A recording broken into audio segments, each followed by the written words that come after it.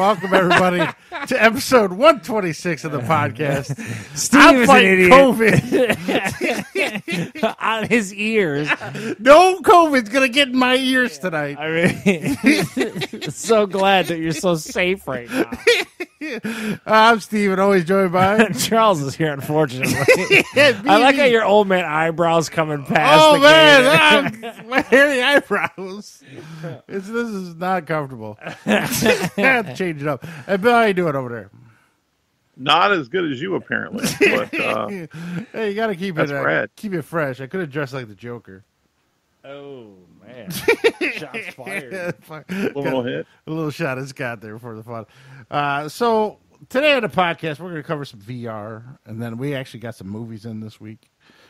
Nothing to brag about, but and then of course we got our COVID reports. And more games getting canceled, and BV getting screwed on his picks I think again. every sport at this point is kind of struggling. I'll talk about it with the UFC, and I think every sport, you know, I know that the current administration doesn't want to admit it, but Fauci kind of nailed this whole winter's going to be bad. Yeah. So first up, we usually cover the Thursday night game, but there was no Thursday night game. Wait, there was a Wednesday afternoon game. A Wednesday afternoon, and they got bumped. Did you hear about this? Because of the Rockefeller tree lighting. That's why off Tuesday.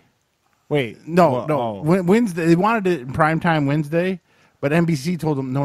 The Rockefeller tree lighting. They bumped it to 3:30 for that reason. Yes, they bumped it for the tree lighting. They were doing weird stuff too, where like they were trying to, like the NYPD was trying to block people from like congregating to watch the lighting. But then why even have the lighting if you didn't want? Yeah, the whole thing is just weird, man. I don't know. But the game as a whole, how much did you? I only saw the first quarter and the fourth I literally forgot about it. I am so. These schedules are fucking me. I mean, are messing me up so bad. And if anyone knows Charles in the podcast, his favorite team is the Steelers. Yeah, and I am struggling. The Notre Dame game was on Friday. Missed that. Did I? Steeler game. I realized it at like 8:00 that night. I was like, "Are you serious, Charles?" Like, I am struggling with these weird schedules, bad as we are with the show. So that's all my fault. And Bill, did you catch the game? I had it on in the background, but I was working at the time, so I could only watch it bits and pieces of it. So, from what I understand, it was a sloppy game. It wasn't very entertaining. 19-14, the Steelers take care of business. Yeah, Tomlin kind of went after his team, saying they played a really sloppy game. They definitely, so they're still undefeated, but I don't think that the coaching staff's too happy with their performance. Yeah. So because of that, the NFL had to do a lot of shuffling. No Thursday night game. There is a weird game, I think, on the 7th or 8th. So they had to do a whole bunch of moving around of games. You are going to get a solid slate tomorrow, but as of right now, who knows how long they're going to. And as we said last week, the Niners are going to be playing in Arizona, their home games, because the state of California told them no.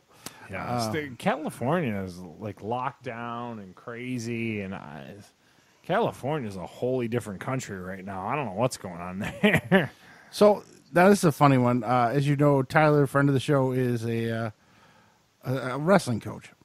He got a notice from the whatever that organization that runs the wrestling for high school. SAA or whatever that is. Wrestlers are not allowed to handshake, but then can wrestle. Yeah, that's a little weird. Does that make any sense? At first I thought it was a joke, but then he showed me the article, and I was like, because the guy's going to be rolling around on each other. I don't understand. But don't shake his hand. I'm pretty sure they're going to be touching communal surfaces at that point. So I thought that was a funny one. I was like, there's a lot of like weird rules that they're making up as they go along, man. Yeah. So then, of course, we're going to move into the college football today. I was telling Charles before the podcast, kind of a lackluster week, let's be honest.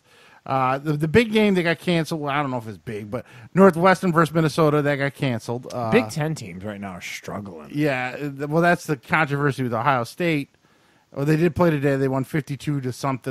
Beat up on MSU. Beat up on MSU. Right, yeah. So we were hoping maybe MSU could pull another upset. They didn't have it in them. Yeah. They got pounded. And but the big thing is Michigan might not play next week because of COVID. They're getting hit bad. They also got their game off. Ohio State got hit. So to the point, like they want to say 3 starters or something like that. Mostly linemen. They said. It's and their coach. crazy. Their coach is out. So I think their Kurt Herbstreit was already on TV this week saying Michigan might purposely not play because that will screw Ohio State out of getting to the championship. That's a pretty dire way. I think you'd have to have physical proof. No? Yeah. Well, I mean, they have cases of COVID right now. In almost enough to Are they cancel leaving it their- like the president's discretion or something like that? The university's Yeah. So they might. I kind of like it. I hope Michigan does get screw Ohio State. 'Cause, let's face it, nobody likes Ohio State. Just one asshole. Let's face it. Like if our squad, if you look at like the scenarios, right now, so our squad goes undefeated. They're going to play Clemson in the ACC championship. Our squad being Notre Dame. So one of those two teams are going to lose, which is going to bump out of there. Who's sitting pretty at number 5? That's the question. BV, who's number 5 team in the country right now? As of right now, it's your boy Jimbo and the Texas A&M Aggies. Yeah. How far is Cincinnati from that, though? But all I'm saying is number 5, Texas A&M is in. BV will be sitting there going, damn boys. I hate them boys. So they did play today. Did you see the game? I only saw the very end of it. I caught the very end. I was at work. Bill, did you see the Auburn Texas A&M game? I saw like the last 5 minutes, and that's it. Yeah, it was close most of the game, and actually Auburn was winning for a good majority, and then Texas A&M pulled away, 31-20. To me, that was probably the best game that came on at noon today. Some of the other ones were terrible, especially that MSU Ohio State. Any games stick out to you today, Bill, that you think might be interesting? That was pretty much it. Indiana Wisconsin was mildly interesting, but I'm not even sure how that one ended. Do you know how that one ended? Steve's got it. Oh, actually, yeah. Okay, Indiana beat Wisconsin 14-6. Doesn't sound like the most exciting game ever, but Indiana's up still 14-6. And what is no, that? it's a final. They won 14-6. Oh, okay. And is there an update on the BYU Coastal Carolina? This is the one everyone's arguing the winner The of two this. 9-0 teams. That should be the team that sneaks in. BYU's up 14-13 at the half. Ooh, it's actually close. And later tonight, right, Alabama, LSU, that's happening. Yes, that starts in about an hour. Last year, that would have been a good game. This year, not so much. Yeah, they're favored by like 29.5 points. 29.5 points they're favored. Yeah, that's going to be terrible. And then Clemson, Virginia Tech, that's the other one. But Vitech is kind of a dumpster fire, so I don't see Clemson hanging up. Notre Dame also won. It was like 42-21 or something along that lines. They won. They struggled a little bit at first. It was like 3-0 for the longest time. And then they scored like 3 touchdowns right before the half. It was real weird. But so they're rolling. Everybody's rolling.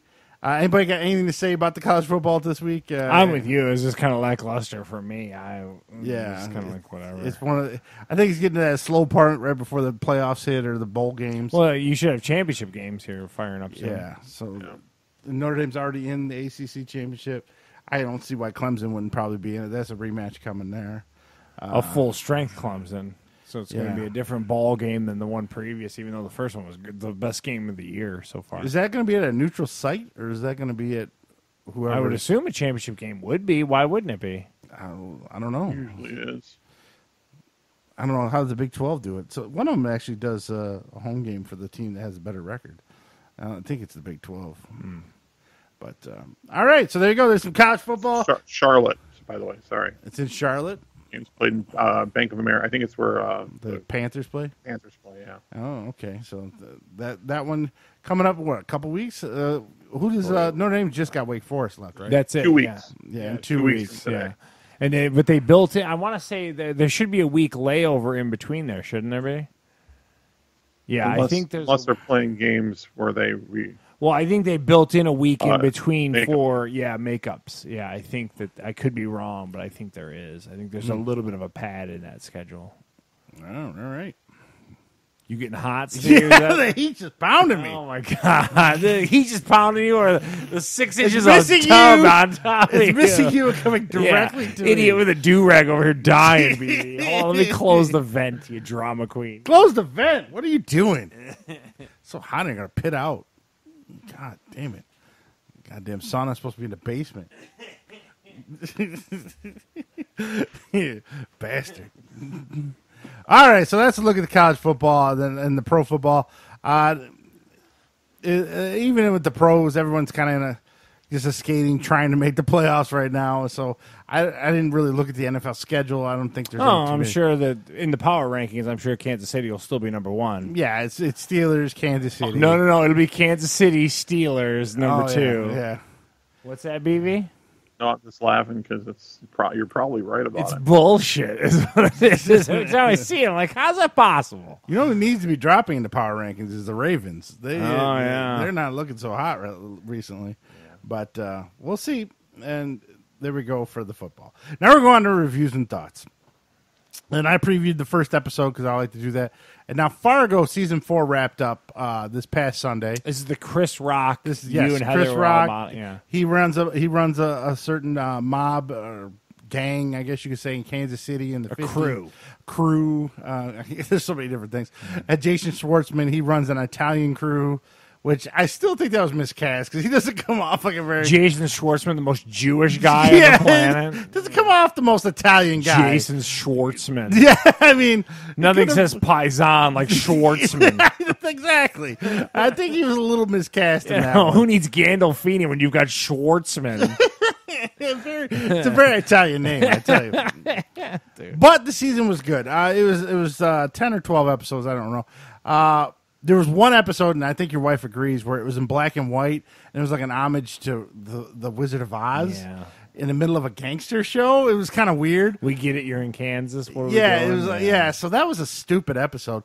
But then the finale, it just killed everybody's ass. You really realize how many characters they had in this season, and then how many they just kill off in the last 2 episodes.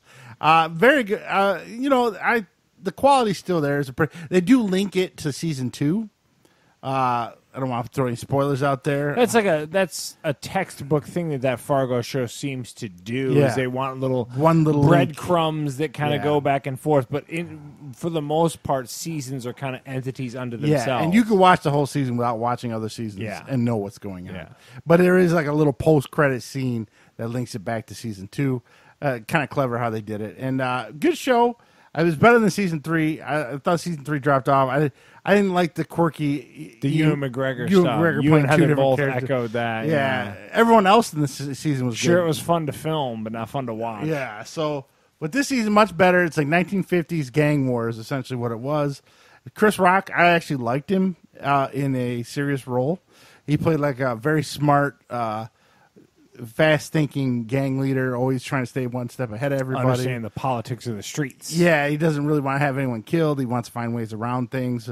So I liked him. What's the bigger implication if we do this? And how's this going to work out for the family down the road? Yeah. So I liked him a lot. Big picture, chestnut checkers. Yeah, exactly. Yeah. But I'm telling you, the only one that didn't fit was Jason Schwartzman.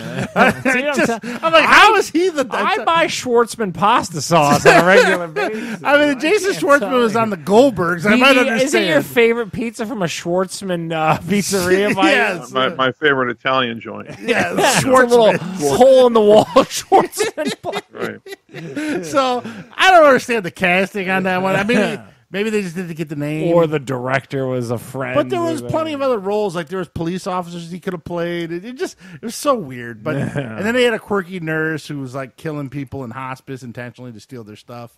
She was mixed into it all, and it all wraps up, and everyone dies. So it's solid 8 out of 10. I think. I think Heather would echo you, and it was a good season. But yeah. Just minus the one weird episode with the, and even it wasn't a bad episode. It was just so didn't fit out of left field, and it didn't make much sense. Sometimes I think that they were trying to struggle. As the audience, we struggle with realizing that a lot of these people that get into film and movies and stuff are into also the art form of it, and we sometimes go like, okay, that's cool, but what? Like, what did that have to do with it? You know, it's like pump the brakes, buddy. Yeah. Not everything. This is your vision of how this is going to go. So the next up on HBO, I did not watch this. Michelle watched it, so I was going to put the word out there. She really liked this show. It's called The Undoing, and I don't know if Bill's got the right picture. I don't know if who's that woman? Yeah, that's right. Is that Nicole Kidman? Yeah, that's right. Okay, that's Hugh Grant. The right one. Well, I didn't know. I'm just saying he doesn't look like the actor. I didn't mean to get you offended. Did you Google that image right? Right. So The Undoing is a 6-part miniseries on HBO. It's kind of a thriller whodunit. So Nicole Kidman is married to Hugh Grant. Because there's not enough of those on television. Well, Michelle's a sucker for him. Oh my God, there's so many of these TV shows. So, and then well, at least it was only nice enough to be only 6 episodes to get over quick. Hugh Grant's married to How Nicole many Kidman. TV shows is Nicole Kidman on at this point? She's a part owner of HBO at this point, I think. It's crazy. So, Her and Reese Witherspoon are on like Oh, 17 TV shows. they must have now. signed like an exclusive deal with Can't HBO. get any movies anymore, ladies. What's going on? Yeah, well, they gotta stay busy, you know. Got bills to pay. Yeah. Keep Keith Urban happy. Yeah. So essentially, her husband has an affair with this woman, and then the woman ends up dead. So you don't know if the husband killed her, the wife killed her. I'm on the edge of my seat over here. So it ends up there's like 6 suspects by the last episode. The story manipulates so it looks like any one of them could have done it, and then they reveal the killer in the 6th episode. Did they do it out of a Clue envelope? I don't know. They had a twirly mustache. I'm just so like. There's 1,000 of these TV shows right now. My wife loves every one of them. Yeah, I mean, I can't even name them all. There's so many. It's unbelievable. She gave huge thumbs up. She said 9 out of 10. She was really into it. But again, she's skewed in this. I feel if I watched it, it'd been a 6 or a 7. Yeah, it's just. Like I said, I knew not to watch it. There's a weird renaissance in whodunits, like Steve's saying. It really is. I did like that Knives Out with Chris Evans and them. Yeah, it was Clue, the TV show, the movie, rather. At least they kept a little humor in it, so that wasn't too bad. But this was very serious and very, HBO-ish and level of realism on there. And grit. Got to have a lot of grit on HBO. So it sounds like if you like whodunits, go watch The Undoing. And my wife does. HBO. And then you tell me it's a whodunit based on a book. I already know Michelle's in. I don't even have to ask her. She's in. So this is based on some book series. You just named like kryptonite for me. Like, yeah, whodunit book. I'm out. I've sat through so many of them because Michelle loves them all. And some of them I watch. Some of them, yeah. So next up, I rented the new movie. Bill and Ted Face the Music. Because Steve rented the movie, the physical copy of it. Like, it's not a pandemic and it's 1998. I went with my mask on to Family Video and rented this Blu-ray, and I want my $3.50 back because this was goddamn terrible. Oh, wow. It was so bad. Is it in the list? Let me ask the real quick and dirty review. Is it one of those things that should have never been made? And Yes. It's like, dude... It's fun for about 5 to 10 minutes. I'm like, oh, I remember It's a hologram that. of George Carlin. Carlin. You're like, oh yeah. It's so bad. And it's so weird because Keanu Reeves obviously has all his hair dyed. They're trying to make him look a little younger, both of them. But they got the wrinkled face, the old man, and they're dressed like they're still 20. They're still wild and out air guitar. You see the one dude, he's still got the shirt wrapped around his waist. So essentially, at the end of the second one, they were supposed to make that song that unites the world. Well, that's the whole premise of it, right? Yeah, that song never did unite the world. So for the past 25 years, they've been working on all these different songs. Trying to figure out the one song. Yeah, and none of it's worked. In the meantime, they did marry those French English princesses, if you remember from the second one. I had to really remember. Like, I don't know if I can remember these people. And they had 2 daughters. And the daughters, and I think I told you this before, are spitting images of them. Like, act just... Because Lorna acts exactly like you, right? Yeah, and the apple doesn't fall too far from the tree. Yeah, I mean, Holly, she obviously sits and plays Madden all day. Yeah, it's weird. It's uncanny. So you got these 2 young girls that are probably in their late teens that are acting like them. Like, whoa, oh, dude. And it's like, no 2 girls would act just like their fathers. It just wouldn't happen. So that's annoying. So their story... Are they still in San Dimas? Yes, they're still in San Dimas. So those 2, Bill and Ted end up going back in the past or into the future to find themselves to see if they already made the song, to take it from their future selves and bring it back and play it. Then their daughters go off on their own mission to find historical musicians throughout time to help them make a band, so when they get back with the song, they can make an awesome song. And it's just terrible. So you get to see Keanu Reeves, and I don't even know the other guy's name, in like 7 different versions. So there's a jail version where they're all buffed. There's an old version. When they land back. Yeah. So it's what's the Back to the Future 2 formula of like the butterfly effect of, oh no, we did this here and then it's changed. And they're still talking like, dude, whoa, dude. I don't even. What are There's they? no way this movie doesn't get made if Keanu Reeves is not having the renaissance that he is, where he can do no wrong in the world. Well, right he now. did wrong. It was this movie. Yeah, well, I'm not gonna blame it on him. I don't know what I'm gonna blame it on. Let's be Alex honest. Winter is the other guy. Yeah, there's probably a reason why he's been unemployed for 25 years. No, I don't know. BB's a huge fan of him, though. Bill, did you like Bill and Ted's when it came out back in the day? I liked the first movie. I didn't even really care for the second one all that much. The third one is dog shit. Well, I never intend to watch. The only question I have for you, though, Steve, is did you rewind this before you took it back? Please be kind. Yes, I did. I made sure. He buffed all the scratches out of the disc. Wiped it down.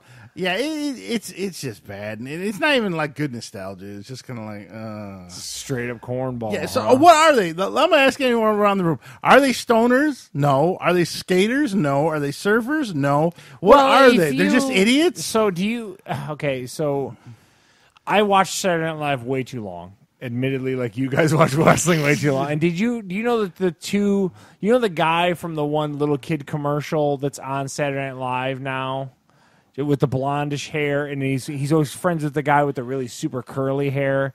They do. There's like a weird subset of like not called the Californians. Yeah, I know like, whatever. About. Not the Californians. Not the one.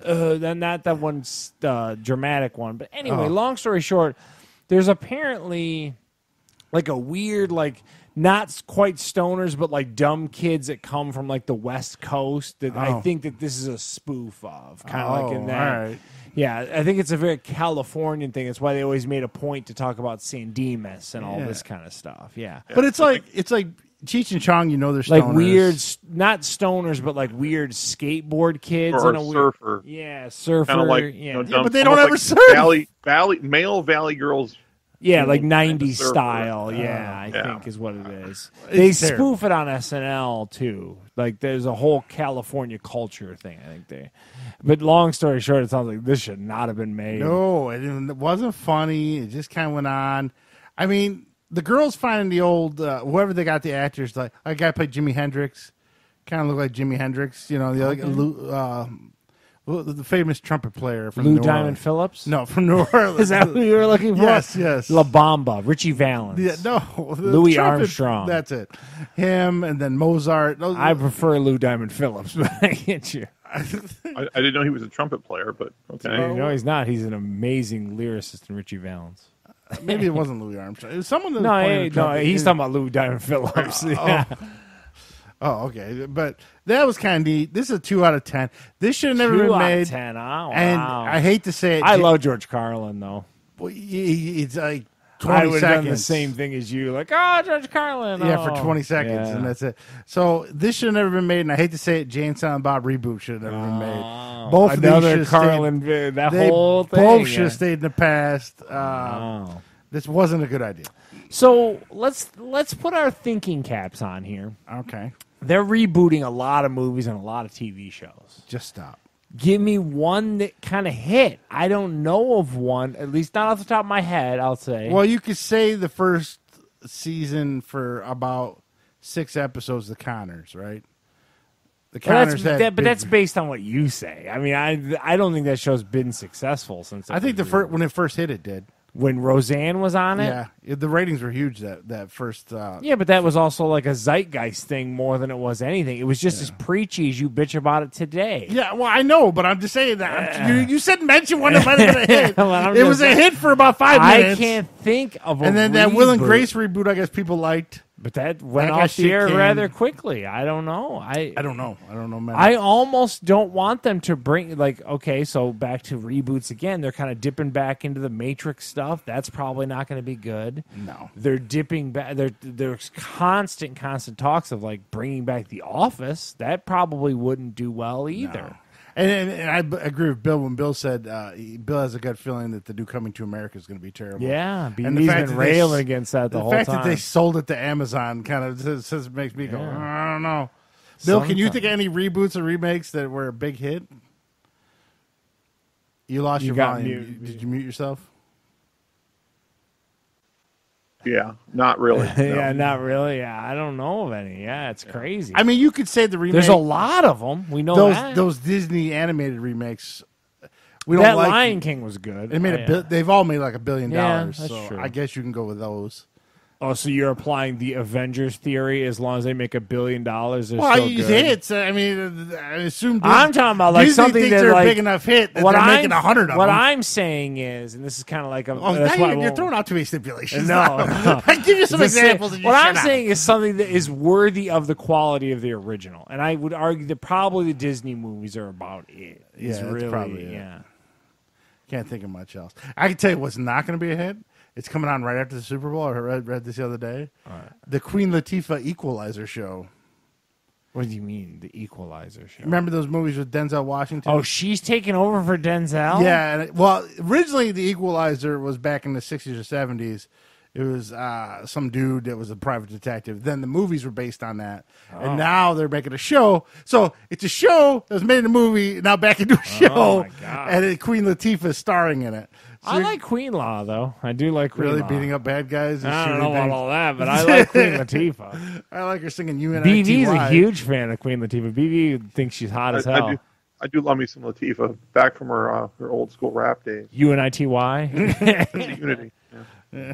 So you got more remakes coming. I don't know. Yeah, I think we all clamor for it, but I don't know if it's necessarily a good thing. I just saw Bill and Ted because I was interested. I was like, was it a turd or not? And now I know. Yeah. It was terrible. So there you go, 2 out of 10. And then the next up, which follows in the right in the same tracks. All right, I like Melissa McCarthy. I think we're in love with, like, and not her, but I'm saying, like, her form of comedy can be very good when it hits. Yeah, well, when it does hit, it's usually got her husband involved. Benji's all in. When her husband's involved, it's terrible. She does great on Saturday Night Live when she was. For some reason, she puts like 110% in. Most actors don't. But her and Justin Timberlake try there's way a too handful hard. of people that go Tom on Saturday Hanks, Night Live. yeah. Tom Hanks. You could argue Melissa McCarthy and Justin Timberlake recently. But this movie, so she's got some ups. Okay, there's Bridesmaids, right? And then there's the Spy movie, and then there's the Heat movie with Sandra Bullock. And then they got those movies like Tammy, that was directed by her husband, terrible. And you got The Boss, that was directed I by her like the husband. one that she was opposite of Bill Murray. That was okay. St. That was Vincent? not the same thing. That was more of almost a drama. Yeah, but I'm just saying I enjoyed and that she wasn't the movie. main star. Yeah, in that no, one. I got a soft spot for some Bill Murray though. Yeah, so do I. And that was a good movie though. And there's Was another, that St. Vincent? Yes. Is that what that Mhm. was? Yeah. And there was another one, Can You Ever Forgive Me, where she's an author. Yeah, that's a good one. And too. that was a Where drama she was too. forging the audio. That was a good one too. Super Intelligence on HBO Max is her movie, and it is Now that we named her gems, let's talk about her turds. So Super Intelligence is terrible. It's directed by her husband, and even my wife's gotten to the point where, like, before we watch one of her movies, she'll go to IMDb. Who made this one? Is it by her husband again? I don't want to watch. So we found out it was, and it's just not funny. It's just there's one scene where she goes for an interview at some tech company that's called Badunkadunk. They're making some website. It's like a super dating app, and they're all trendy and like Google-ish. Okay. And for an interview, they put her on a giant beanbag that's like this tall, and she's only rolling around. Yeah, so that was kind of funny.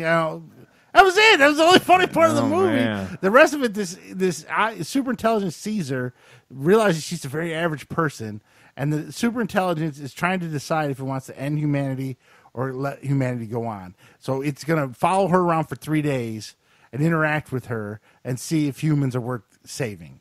Is essentially what it is. That's the movie. And in the meantime, she's in love with her ex-boyfriend that they broke up over certain reasons. I forget why. She rekindles her love with him. And then, of course, the AI is like, well, maybe humanity isn't that bad because you found love again, and then backs off. Before it was ready to kill the whole world. Then it backs off at the last minute because it realizes love and humanity should be saved. Through her visuals, they've actually, we've realized that, like, humanity's okay. Yeah. What was the pitch meeting for this to HBO? And they said, make that. But what's funny is, like, you already hit on it with the beanbag part. When you give Melissa McCarthy some like physical kind of Farley-esque comedy, she's right on. She's super funny. This movie, there isn't a lot of that. That's what I'm saying. the Like, only at one some that's like point, that. you got to give her that to give. Yeah. Most of it was just based on her being a nice person and then trying to do nice things. It just wasn't good. I'm sorry. It was terrible. It was terrible. And no one else is really in it. This is a 2 out of 10 also. At least this was free on your HBO Max. Yeah, that's what 1 point there. You didn't pay money. The like beanbag scene's 1 point. So 2 points. Oh, man. It's not good. I shouldn't have told you I watched it so you and Heather would have watched it. I'm coming to the point where if she's the main star and it's made by her husband, I think I'm good. If she co-stars with somebody or it's a drama, I think I'll watch her in it. And listen, she doesn't need our help. We looked it up. She's worth $90 million. Oh, she's worth $90 million? $90 million. So, oh, wow. Whatever. She doesn't really have to work again, but goddamn, some of these projects are terrible. But who knows? Bill, what are your thoughts on Melissa McCarthy? Do you find her funny or annoying? I find her, she can be really funny and then really not funny. She's complete hit or miss. Very I haven't seen as much of her that as you puppet guys. movie. Remember I watched that puppet movie? Oh, yeah, you watched that. I Ooh. didn't even watch that one because you warned me on Ooh, mama, that was bad.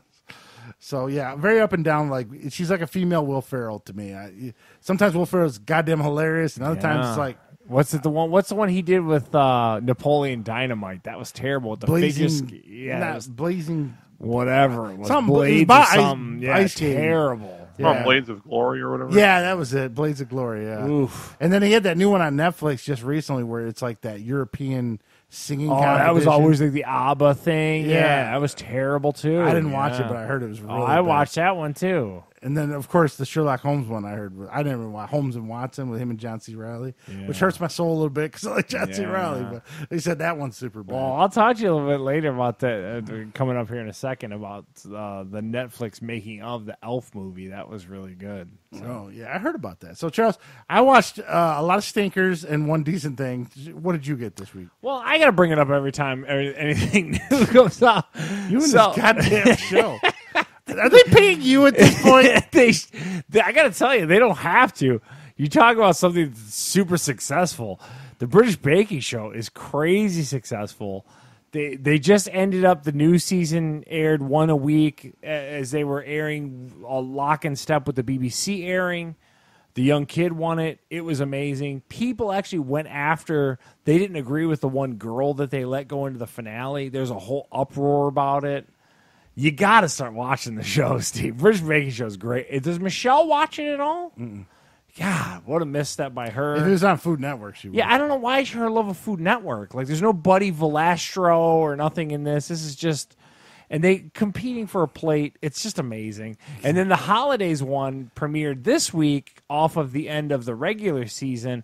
They take 4 previous competitors and have like a 1-week challenge where they kind of allow them to compete one more time for like another plate. They don't win anything on this show, and these people try so hard. It's so great.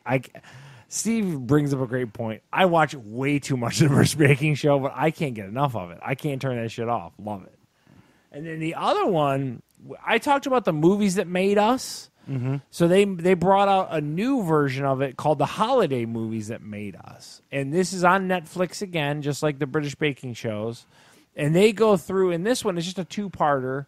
And the first episode was the making of Elf, which again, you talk about Will Ferrell at its finest. Elf is great.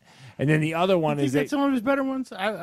Elf is great, Steve. I'm not knocking it. I just, oh my God! If I had to watch that or Step Brothers, I think I'm watching Step Brothers. Yeah, but you got a weird John C. Reilly hole that always needs a film. Well, I was gonna say I'd watch Talladega Nights, but John C. Reilly's you do. You got a weird John C. Reilly. Okay. I love John C. Reilly, but I'm saying Elf is a yearly watch for me and my family. Oh, really? I love it every year. Got to watch Elf at least once a season, and it goes through the whole process.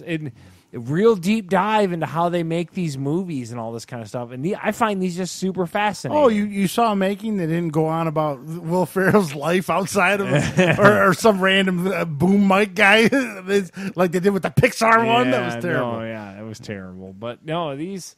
The holidays movies or the holiday movies that made us. I'm not a big Nightmare Before Christmas guy. I'm not either. But Heather was telling me the stories about it, and it's just really compelling stuff. Stop motion, right? Yeah, it's all the stop motion stuff. But like Tim Burton, oddly, do you think he directed that and stuff? He didn't. He just came up with a loose premise of like the king of Halloween, like taking over Christmas. And just how movies actually get made and stuff. It's very fascinating stuff. I'm a big fan of this. Imagine if you had that doll that Jack Skeleton doll that was used in the actual movie, how much that thing would be worth. I didn't. Worth a chunk of I'm change. with you. The Nightmare Before Christmas is not one of the ones on my short list. Like we talk about, like I said, Huge following though. Admittedly, Especially and around Disney, goth people. Disney sold it off and then bought it back from New Line. So, like, and again, it's chronicled on this show, which is a very good deep dive show. The holiday movies that made us on Netflix. I recommend these highly, and I always will recommend Elf. And Steve will recommend any John C. Reilly movie with Will Ferrell. I mean, I like Elf. I just don't know if that's like the top Will Ferrell, but it's up there. It's a solid. I mean, I'd go old school. Definitely Step Brothers, and then Talladega Nights. Then maybe Elf. Yeah, it's number 4 on the list. I mean, it's up there. I love Elf. Bill, what are your thoughts on Elf? I've never seen it. Oh man, Wow. That's crazy. what's it about like Nightmare to- Before Christmas? Have you seen that?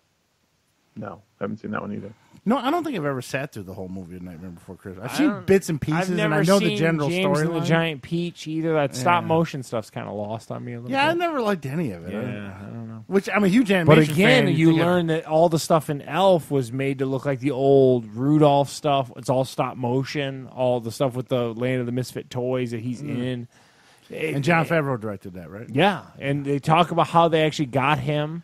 They went to the set of the movie Made, and Vince Vaughn had a big deal with him getting Will Ferrell signed onto it early, and then got Jon Favreau the job, like Vince Vaughn did. It's really it's fascinating deep dive into the show and how movies get made. It's really I didn't cool. realize how much Jon Favreau's done in his career. It's like, Jesus Christ, Iron Man. The Elf. biggest one is Elf was his starter. Jungle so, like, Book. He did those weird. He did like Swingers and Made, and then like the first real deal movie, and that's they talk about it in that documentary. I can't say enough good What a things career about that it. It's guy really had. Who cool. would have ever guessed that?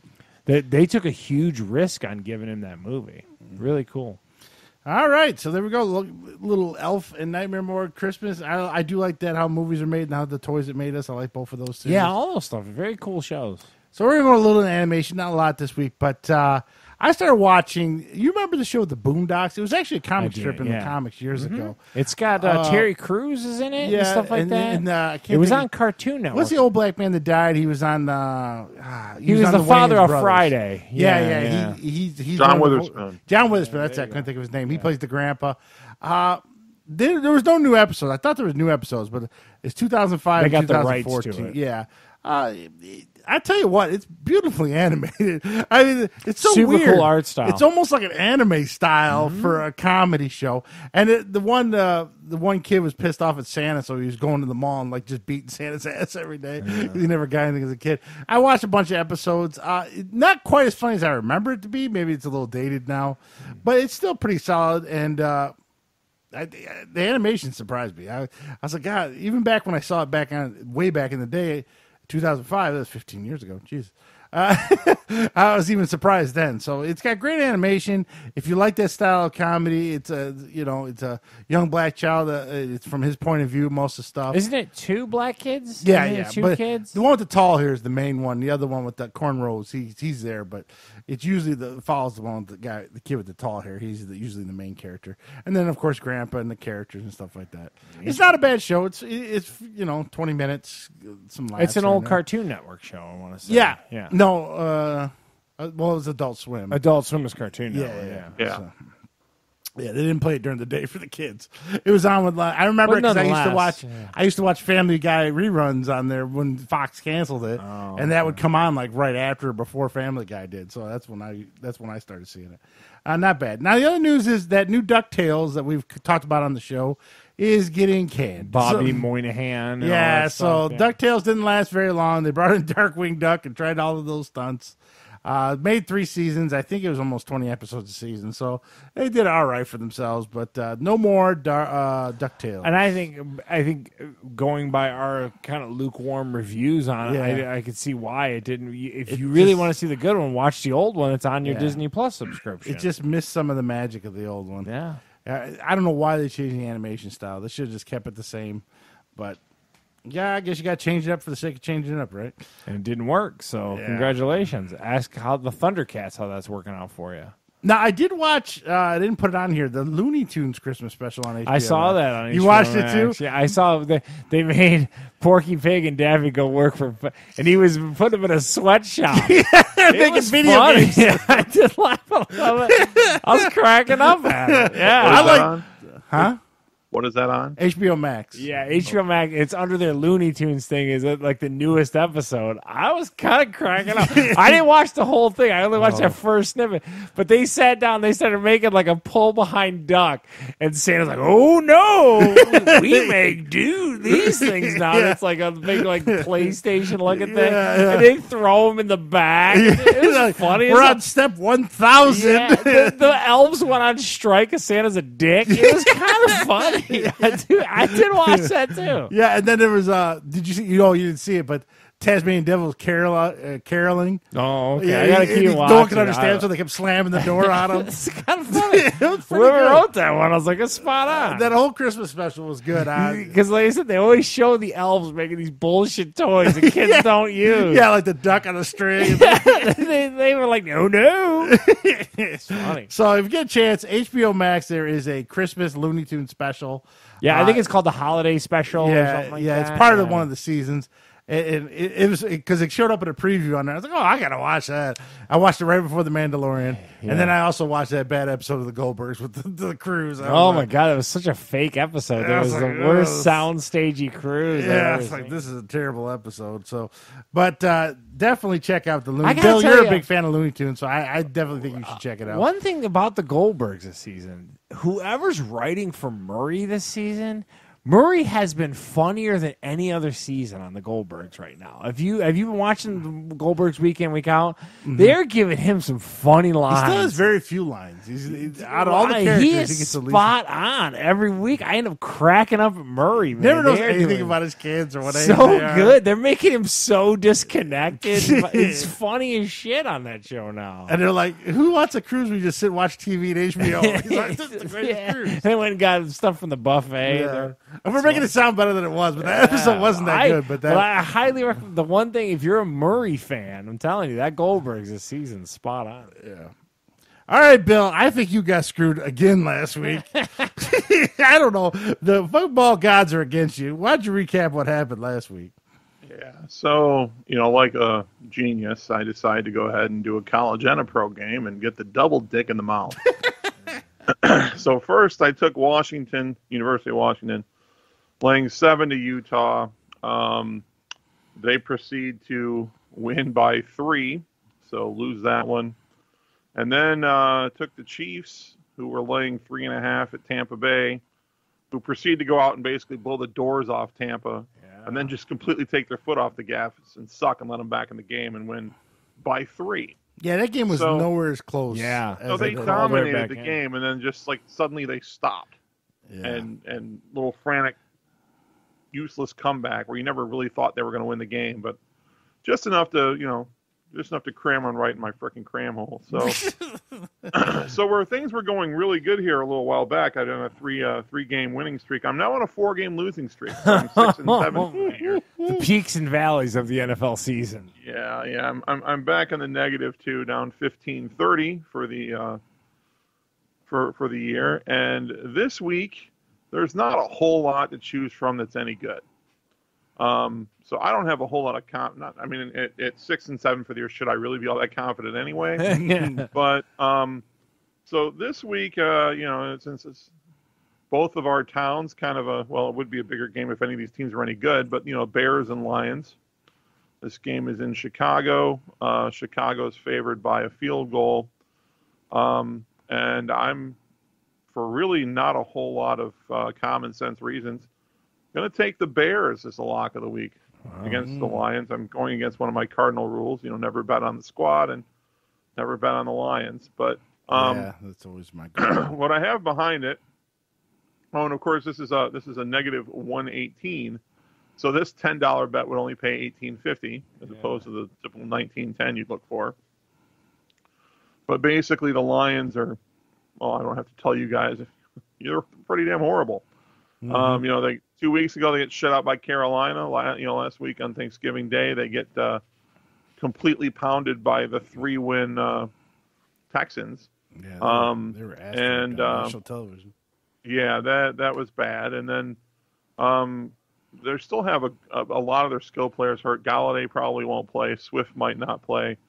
Their corners are the rookie was Okuda. He's out. They're pretty decimated in the secondary. And Stafford, I know we've had disagreements about whether he's any good in the first place, but since he's injured the thumb, has been much less productive. Meanwhile, Mitch Trubisky with the Bears, who got to play again because of Nick Foles' injury last week.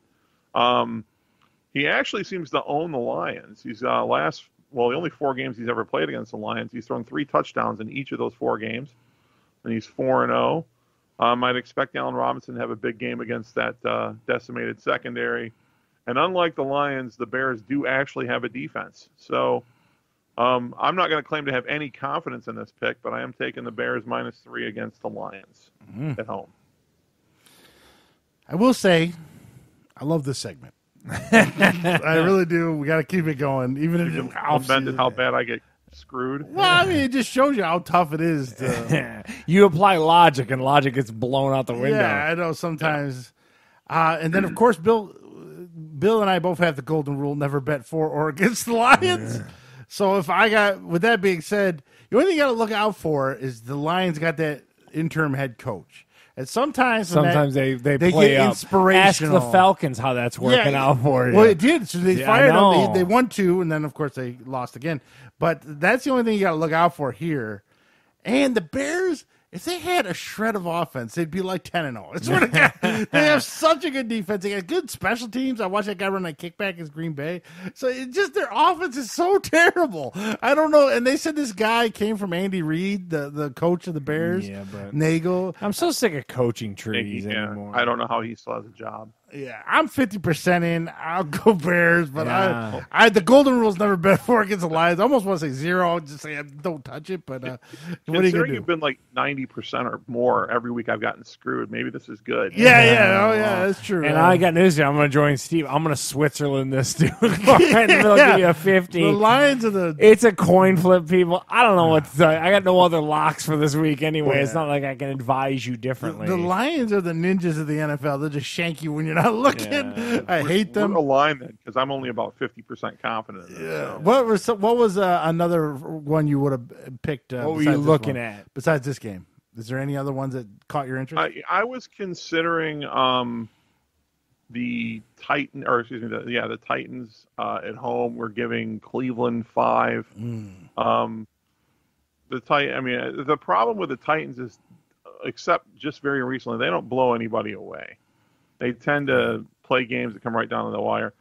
Cleveland is, I think they're 8-3, but it's odd. They're 8-3, but they're actually in the negative in points scored for the year. That's so they beat worse teams by by close margins, and then get blown out by good teams. Yeah.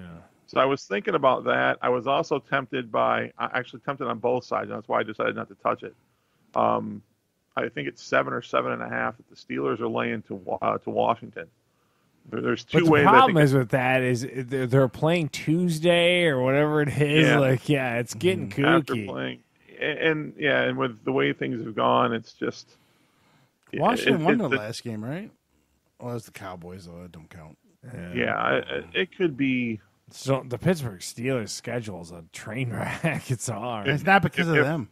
If I wanted to offend Charles, I could have given the Broncos 13.5, but playing against Kansas City. It's too much. But considering they apparently don't know how to close games anymore, I don't feel comfortable doing that either. So, there's a lot of rough games you just mentioned there, so I can see why you went with the Bears and Lions. Man, those Lions always fuck you. Lions I'll tell you what, I would not want to make my living as a sports gambler. That has got to be the most stressful thing in the world. BB's got the ulcer from picking the goal line. Look what you did to BB. I'm not betting I'm betting $10 a pop, and I'm betting money that I made from a promotion that they gave you to kind of get you started. So I'm not actually putting up any money that I've put in myself. But next season he's got to do a cold hard G, and then we'll go from there. $1,000 a week. Yeah, we'll get right on that. How about you guys goes up $10 every year? Yeah. Next year you got to bet 20 each week. All right. Anyways, all right. Well, good luck to Bill. I'm not touching that with a Lions ball. are the shadiest team in the league, so good luck. That didn't make no sense.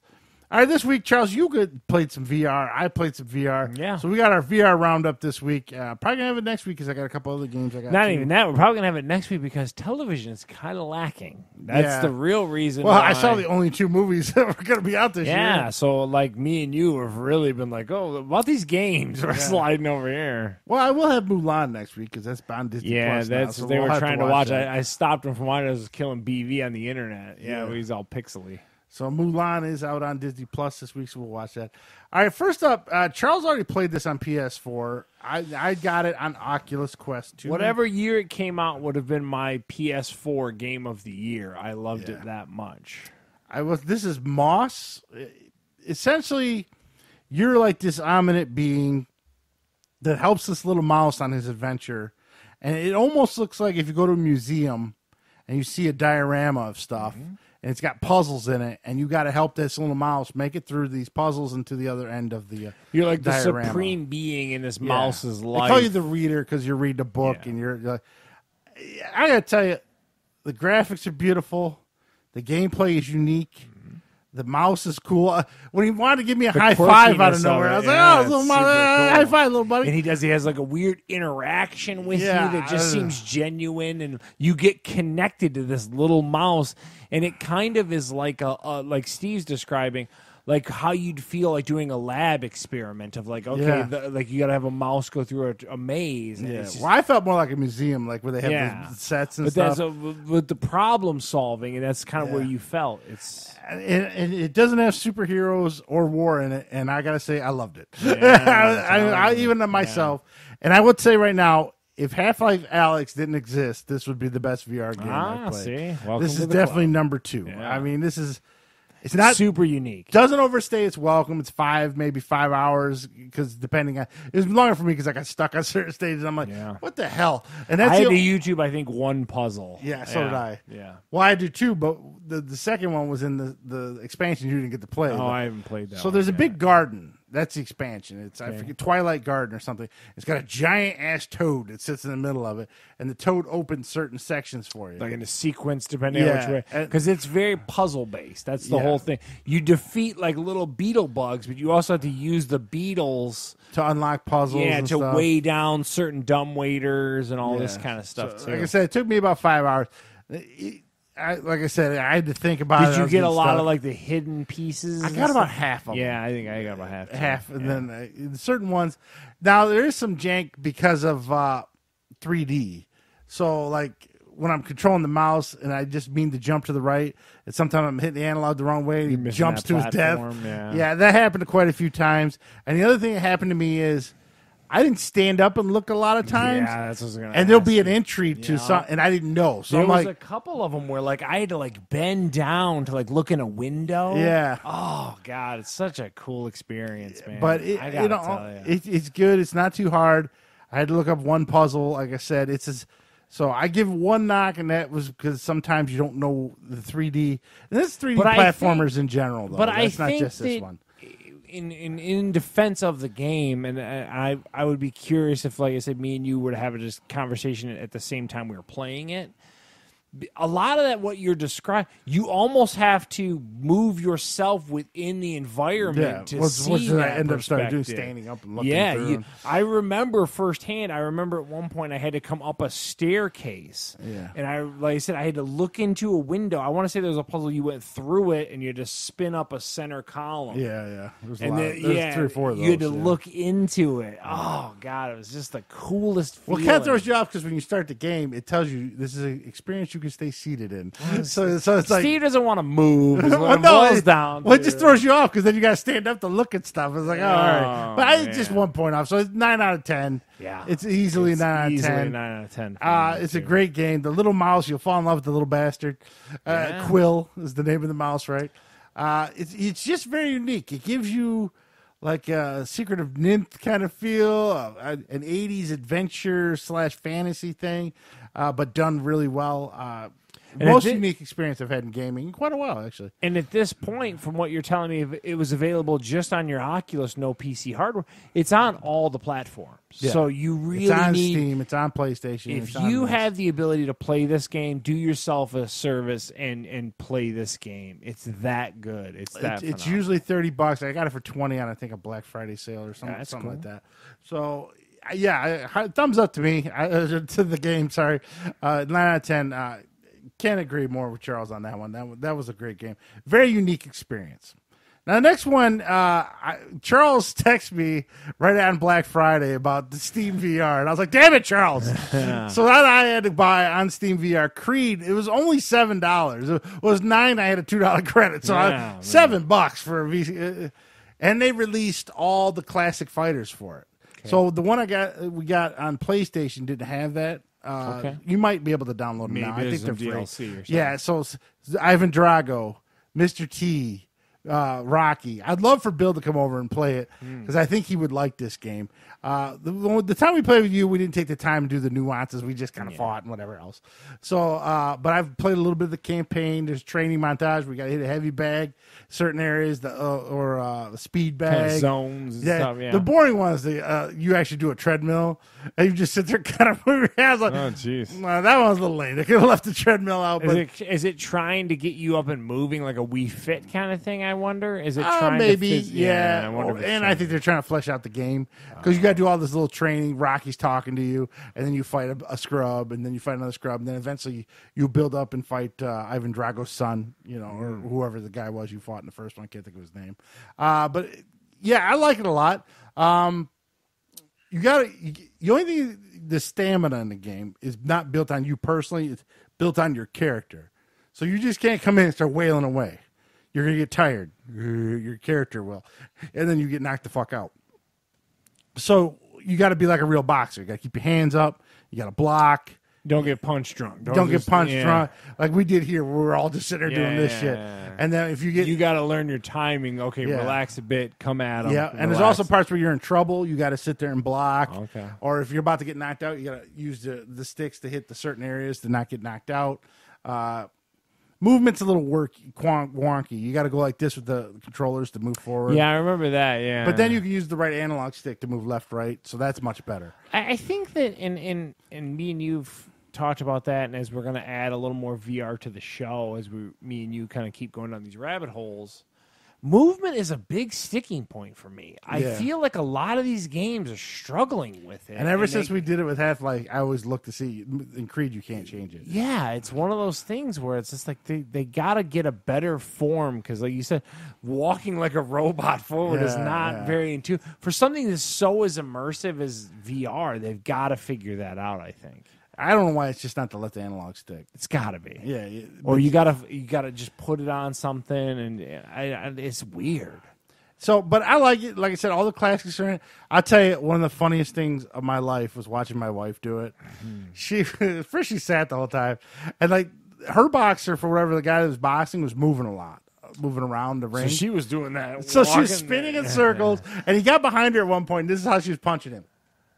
Have you ever seen a boxing match with a boxer doing facing forward and swinging? I go, you got to turn around. She's like, oh, I'm losing track of him. But so let me ask the question for you then. So you and BV, big fans of the old Fight Night series on Sega Genesis and all that kind of stuff. Does this scratch the itch for you at this point? A little. The problem is it's not long and it's not. It's not as in depth. You like a little more depth. Well, Fight Night, you can play that for. You got all these boxers. You got a long career and stuff like this. This is a little training fight, over. And again, I don't want to cut you up, but another thing I think VR is kind of struggling with is game length. Yeah. It's a really weird kind of. We're trying to bridge the gap between gameplay length of game and then like a weird tech demo kind of stuff. It's a weird vibe sometimes with that too. Yeah, they got to start getting a little more time and effort into it. But that's what makes Half-Life Alyx so amazing. Yeah, it's like a real full-fledged game that you can play in VR. But Bill, any thoughts on VR boxing? Would you like to try it, or you think that'd be something you'd be into? Yeah, it'd be fun. I always enjoyed when we go to, say, Dave and Buster's. They'd have one of those kind of You know, the ones where you kind of put the glove things that hold it where you like gloves, and it's almost like virtual, you know, like almost like VR boxing without the headgear thing. Yep. Yeah, I think it'd be fun. Yeah, I think you'd like this, and it's got the Rocky theme music and stuff going through it and stuff like that. The only thing I gotta be, because my room's not as big as yours, I don't want to put my fist through a TV. And there's been moments where I'm moving close, and I have Michelle stand there and be like, "You get close, okay, back up." I don't want to fucking put my. Your room could be a little tight. My room's tighter than yours. But then, and unfortunately it's not Steam VR, so I got to stay connected to the PC. They're tethered. Yeah, but I do have another boxing game, and I'll tell you that in a minute. And that's it. But this is 7 out of 10. It needs more content and more stuff to do. But you can just go in and have a fight between Rocky and Ivan Drago. Or you could have a fight with Apollo and Rocky. Or you don't have to go to the career. You can just go to exhibition and fight a match. As far as that, you want instant Rocky memorabilia fun, go ahead and do it. And, so that's a 7 out of 10 for me. Like I said, adding those $7 sounds like a great value. Yeah, $7, I can argue. It's usually 30, right? Yeah. But 30 might be a little steep for it. But 20 or less, definitely a thumbs up on that one. And Charles, you played the big one on PlayStation that's not on anything else. Yeah. So, and like Steve said, it's an exclusive to the PlayStation VR. That's my version, as we talked about last week. I've got the PlayStation VR with a Nolo to hook it to the PC, and I, much like Steve, I got Iron Man VR on sale on Black Friday through Dell's website randomly for $20. Normally $39 or something dollars, and it was like half off for Black Friday. It's the big exclusive, so I checked it out. And again, I put this thing in my PlayStation. It upload 55-minute download to put this thing in before I could actually get in. I was like, okay, I'll see you later. Modern gaming is super frustrating. God forbid you're a kid that just wants to play the game you just bought. It's just not possible. So doing the tutorial of this stuff, when you actually are put into the Tony Stark body and you're into the Iron Man suit, it is one of the coolest VR experiences. So it starts out very tutorialized and kind of getting you acclimated to this suit. Now, there's no Robert Downey Jr. in it. It's a generic Tony Stark. There's no Robert Downey. We couldn't afford him. We can't afford the real stars. Bob Baker down the street is doing the voice of Tony Stark. So we do this, and like Steve had said, I was talking with him midweek about it. You go through a lot of tutorial stuff. So you have the ability to do pulse rays. In the game starts, you have to save the pepper pots from a plane. And there's a lot of cool sequences where you got to go and open the fuselage up to get her out of it and stuff like that. Really cool, really immersive stuff. Loved it. But then once they kind of take the training wheels off you and you go into the actual game. So there's some kind of, I think it's Psycho something or other that's taking over the Tony Stark infrastructure of your military, because how Tony Stark's got weird military tie-ins. Taking over this particular one, and this particular villain sending these villains after Tony Stark stuff. It gets super lame. So, you go through the cool tutorial stuff, and you're just blown away. I text Steve, the way that you fly up from the surfaces and stuff with the way you put your hands down, and oh my God. Now let's go beat up some bad guys. Generic superhero game where they bring these lame robotic drones at you, and you pop those out of the sky.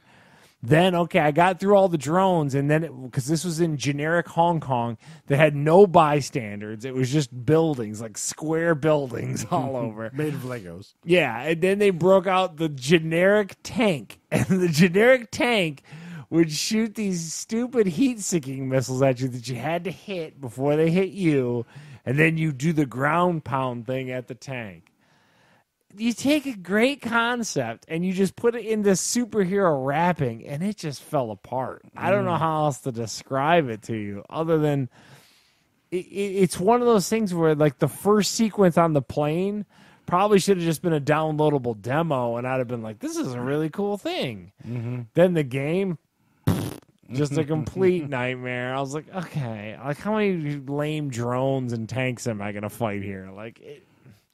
It earned its way all the way to a 6 out of 10. Oh, It's, Steve 6. yeah, it's a hit it with a 6. How many stages do you think it is? I think it's a total of 5. I was on stage 3, and I might get back into it a little more, but I was just so bummed by like this annoying tank and just like, because we talked a little bit pre-show. Half-Life Alyx is a full-fledged PC game, super fleshed out environments, and then to go to this where there's just a tank and nondescript buildings, and no one's even looking out the window at superheroes fighting. And there's nothing. It's just weird. Oh man. Yeah. So 6 out of 10, hard 6. That's a bummer. You know what I'd like to see, since he never gets any love, would be a Superman VR game like that, but actually not fighting generic tanks over Yeah, but that's Bizarro again, or everything. I don't know. You I'd kind of like- hit on that you like the Batman Arkham formula for like at least changing it up. Yeah, and yeah. I don't got to beat up the same goon 600 times, and I don't know. Don't come to me to how to fix your game. I don't know how to fix it. All I know is that was not good. Is all I'm gonna say. Like I told you, that Avengers game on PS4 has the same problem. The same generic robot. Sometimes he's red and sometimes he's green. And sometimes he has a shield. Yeah, It's yeah. like, what? They always have shields. Yeah, Everyone, it's like, what shields are are we some kind of doing? taser, like a shield that taser. Yeah, oh, he can disarm you. It's like, this is so bad. Like it's a modified form of like a beat 'em up back in the You the imagine if a old school movie art. did that? Like he just fought generic guys in a hallway for an hour. It'd be like, And I wonder, like, we talk about like how WrestleMania gives you that artificial lengthening. UFC events love to do that. What would be wrong with just kind of giving you a 2-hour, but like a really good meaty 2 hours? I don't know. It's great. It's 10, but if 8 of it is kind of this lame situation, what's the point? I don't know what value you're giving me. because I feel like a lot of studios blow their wad getting the rights to these Marvel characters. I agree. And then so that They're worth a also, mint. and also all those Marvel characters have certain restrictions on what characters you can put in. I know that for a fact. Yeah, Like, keep within the yeah, universe. like Activision rules. had the X-Men license, so they could put only X-Men villains in, so they couldn't bring in like Doctor Doom into the X-Men game. So you got licensing you got to work around. You got the big product. So I don't know. I don't. But like I said, to me, 8 hours of generic beat 'em ups or 2 hours of good meat is what I would rather have. It's quality over quantity, I think, is what Yeah, I'm saying. I don't. I'd rather have a better, like, tighter experience than to have some long, boring, drawn out thing. That's my take on it. So That is true. the other thing, so I'm gonna get into the Walking Dead game as we talked about that Saints and Sinners. I got that coming. That's where you actually get the in VR stab some zombies What in did the head. you get that on? What's that? What did you get that on? PlayStation 4. Oh, that's on PS4. Yeah. I didn't know that. Yeah. Yeah. Okay. And then there's $40. $40. Yeah. This better be long. For 40, you better get at least. Well, it got really good reviews. So should get at least 6 hours, right? yeah, but What we is just, our ratio? You know? Yeah, but I just talked to you about like Yeah, I'd that's rather true. have quality over quantity. Well, it is Walking Dead, so it's zombies. So you're going to fight zombies regardless, right? Yeah, and there's a whole dynamic of like coming out at night in this game and stuff. So I've got high hopes, but I want to temper them because, Yeah. like I said, find out. VR and I think Steve would echo my sentiment. Like VR's kind of hit or miss. Some of them feel a little tech demo-y. It just goes to show you like a Moss game is such a standout.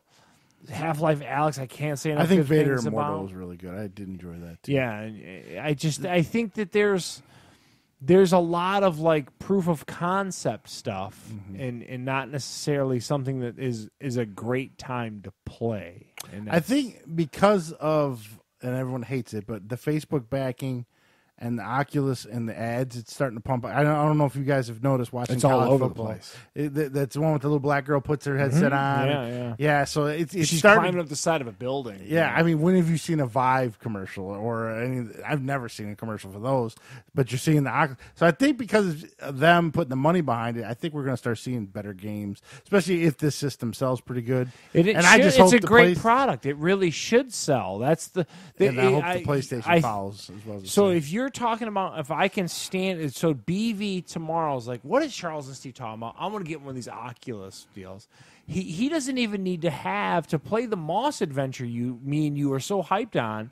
He doesn't even need to have a PC, which is I think a huge thing. So. Just right in the headset. Just buy it, download it, and that sucks too though. So I bought. Then the next week I'll have Star Wars Galaxy's Edge. I got that. Oh, okay. And I got another boxing game, but it's a cartoony one, like where you got a box of octopus. Like a Ready to Rumble kind of thing? Yeah, like a Mike Tyson's Punch Out, Ready to Rumble kind of game. That was on sale, too. Goddamn Black Friday ads. Sales. So I got a boxing game. What'd you pay for Galaxy's Edge? 24. Ain't that bad. And it was $19.99 for the boxing game. So those are the two new games I got. And that Medal of Honor is supposed to come out in the next week or so. But That's an exclusive, too, right? No, it's everywhere. Oh, it is? Is it going to be PlayStation and stuff like that? I don't know about PlayStation, but it's going to be on all the PC ones. Okay. Well, so it'll be on Steam. So okay, you can play it with your Hulu or whatever the hell that thing My is. Nolo, man. Break out the Nolo. So we got more VR coming. There's also a new Walking Dead game so Saints and Sinners is an offshoot game. The Onslaught, you're actually Daryl. You're Michonne. There's an Onslaught game that's already available on Steam and coming to PlayStation that we might check out too. And Bill, have we convinced you to get a VR headset yet? No, but it does sound fun. Yeah, he'll just play it when he's in town. Try one of our headsets. All right, so that's our VR wrap up. I don't know if we're going to convince anybody, but if anybody has any questions, hit me up on Facebook. We can answer whatever you need to know. And now Charles, as we all know, has been working at his home gym, which at this point could be worth $20,000. He could have paid his house off with the money he spent on this gym. Who wants to pay $10 a month for Planet Fitness when you could have $5,000 worth of home equipment? So I've paid 2 months at Crunch. I've paid $20. Yeah, how much have you spent? I paid $20 for nothing downstairs. Everything is 40 times that price.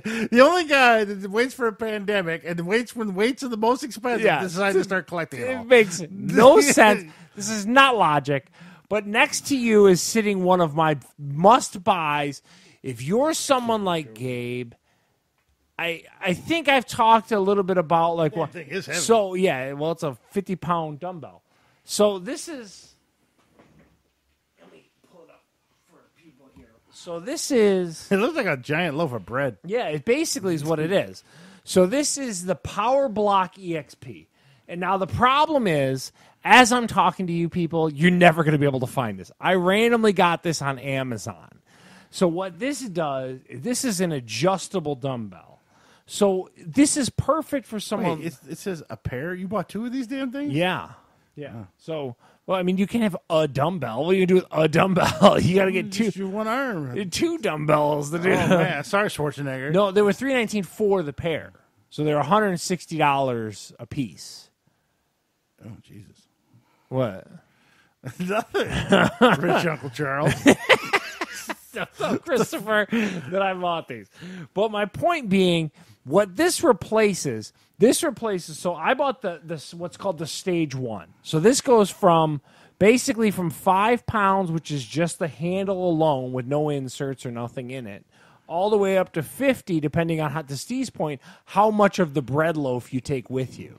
So basically on the side of it, you've got this adjustable pin that goes in, kind of like at the gym, when you've got the... Can Bill see this? Can you see this, Bill? Yeah. Yeah. So it basically, it will take certain members of the loaf, if you will. And then you're supposed to work out with that loaf? Yeah, so this loaf is your 20-pound dumbbell. So that's 20 pounds right there. Yeah, so that's 20, 30, 40, 50, depending on where you put the pin, just like you do on a weight machine. On a weight machine. It's exactly the same concept. Now, the difference is with it, you can get, in here, there's 2 metal... What's that little red handle do? What's that? I'm going to show you. Oh, okay. So you're jumping ahead, Steven. Sorry.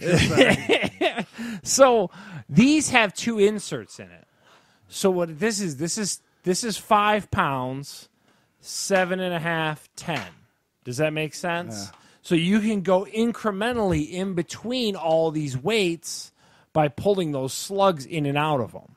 Now, the cool part about this is it goes all the way up to 90 pounds, but you got to buy more bread loaves to kind of Steve's equation to get to go. How much is the additional bread loaves? For each 20 pounds? So to go to the 70 pounds, it costs you another $110. Oh, man. Jesus. Yeah. But when you're fucking buff like Wiggs, you're going to have to spend a lot of money. well, if you need them 90s, I don't need 90s right away. I'm going to go up to 70s, I think, is what I'm going to go up to, because that's kind of the limit of whatever I've used. But if you think about it, so Steve goes to Crunch Gym.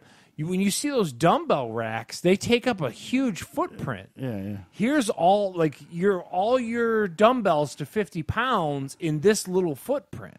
So if you are someone like Gabe in a condo or something, and you really want some good, dumbbells or whatever to do, get a total body workout at the house, I don't think you can beat the value on it. I don't think there's anything that can compare. There's a couple other adjustable dumbbells that exist in the market, but they only go up to 50, whereas these can go all the way up to 90, depending on how you want to configure them and stuff like that. So, just a huge fan. It's one of the investments I've made in my crazy overpriced home gym that I'm a huge fan of. I can't tell you guys enough. I got two questions for you. Yeah, what's up? I got two questions for you, Mr. Steve. First question is, how much did the Amazon driver hate you? Yeah, dude, for real.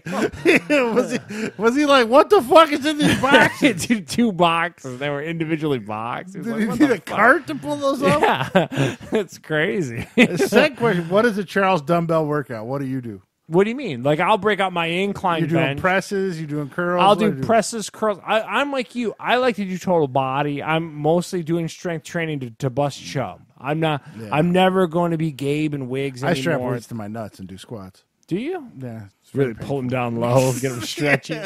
My balls are down to my ankles at this point. I'm sure Michelle's a lucky woman They're for in the that. end of my sweatpants right now. So I like to do like I'll do buys, tries, all that, and then do shoulders and chest, and I'll even do a little bit of like squats with them or shrugs and stuff. And I'm a big fan of them, and like I can't recommend them enough.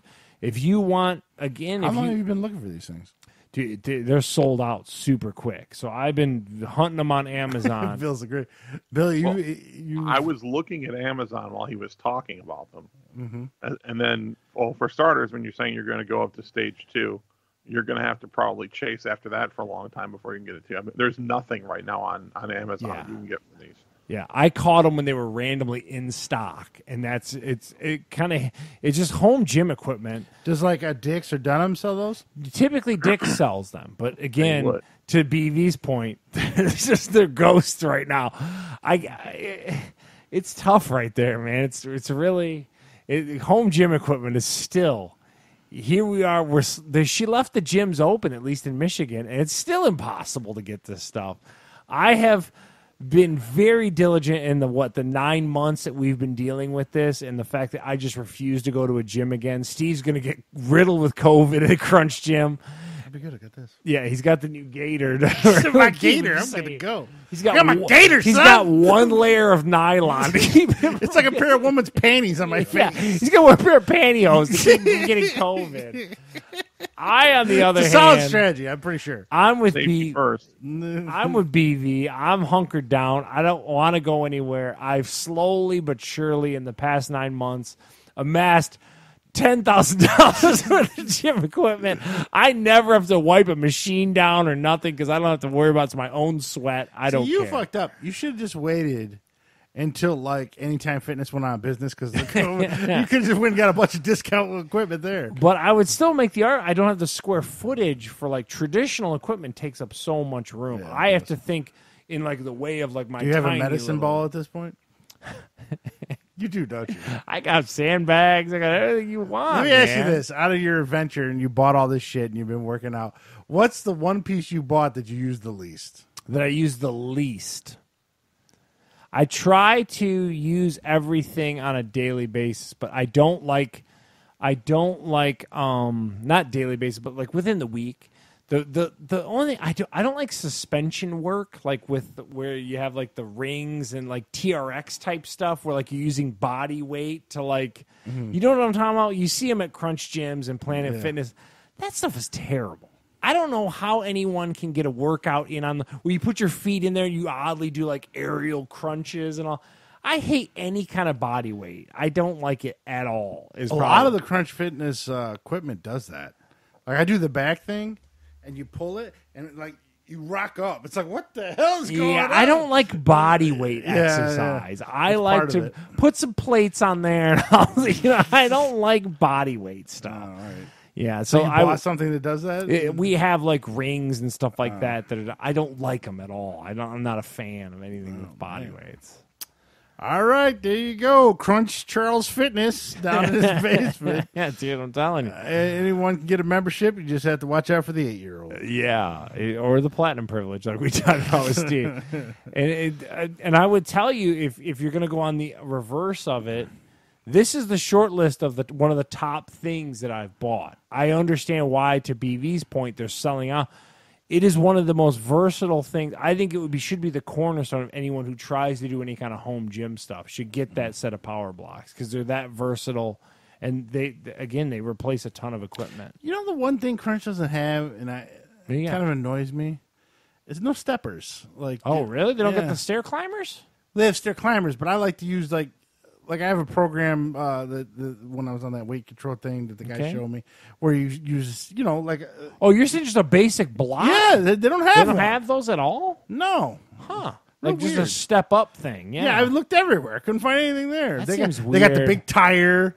They got a flipping tire? They got 3 of them. Yeah. Oh, when you get in there doing that, Steve? I haven't done it yet. They also have the sleds where you put weights on, push the sleds. Cool. They also got the what's that one where they call it the milkman thing with the weights? Farmer's handles. Yeah, you stand on them and walk. They got those. They got a ton of shit. The only they don't have is steppers. Yeah, I was it's like, weird. This is weird. They don't have these. Is it still really empty in there? What do you got? Oh yeah. Scott now wants to go 6 days a week.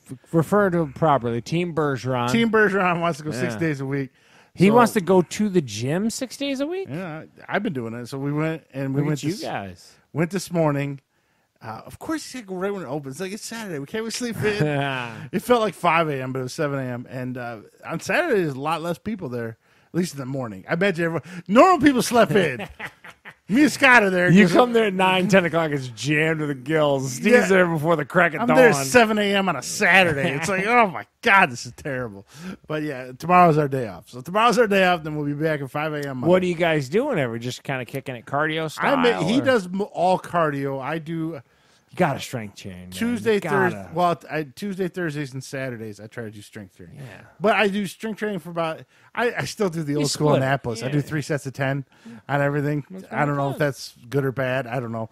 That's what I do, and I do triceps, biceps, shoulders.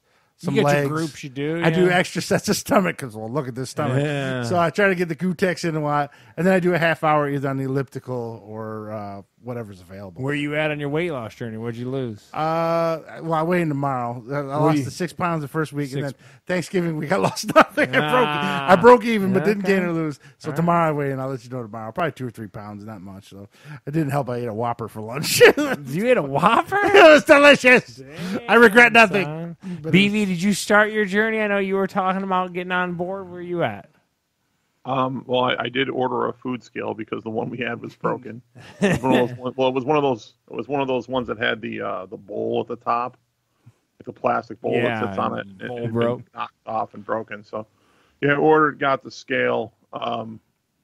Tomorrow for me is a grocery gathering day, so with the hopes to get it in full force. I've been sort of, kind of, looking at how I'm going to track it and whatnot, but yeah, I'm looking to stay on a full force at Monday. You're riding your bike in that crisp 30-degree weather. Yeah, you freeze your balls off. The bike hasn't been touched since it got down under like 60. Yeah, it's rough. That wind hit you going at 30. You imagine it's 5 a.m. riding that bike, just that cold wind just hitting you. That gotta be rough if you did that. But anyways, and Wiggs, this is my pimped gator. Wiggs enjoys the gator. Yeah, there you go. All right, so we got some new stuff this week. Barely. Just want to put that out there. One I am interested in. So the first one up, this is your honor. This is Bryan Cranston. It's on Showtime. I do have Showtime, so I'm going to be watching this. You're one of 5 people. His son accidentally kills a mafia guy, a mafia son. They were friends. They died in a car accident or something. And he's the judge that sees this case and kind of covers it up. So now the mafia's pissed at him about it. but they don't know he did it or his son's involved. So it's kind of like twisty turvy. It's in New Orleans. He's a judge. It looks good. It looks really good. Very dramatic looking. I'm a big yes on it. I like Bryan Cranston. Funny, I didn't like him in Malcolm in the Middle, but I like him everything outside of Malcolm in the Middle. I hate Malcolm in the Middle. Bill, your thoughts on Your Honor? Well, I don't have Showtime, so can't really watch it. But the only thing I'll mention with that is if his son was involved in the car accident and the mob brother or some mob son was his friend, there's no way he would have been overseeing signed that. to the case. He would have been, he would have had. Well, I don't know if he's signed to it or he just covers it up. I don't know if he uses his powers to cover. I don't know all the details, but I imagine they'll cover that in the show. And I'll let you know as soon as I watch the first episode.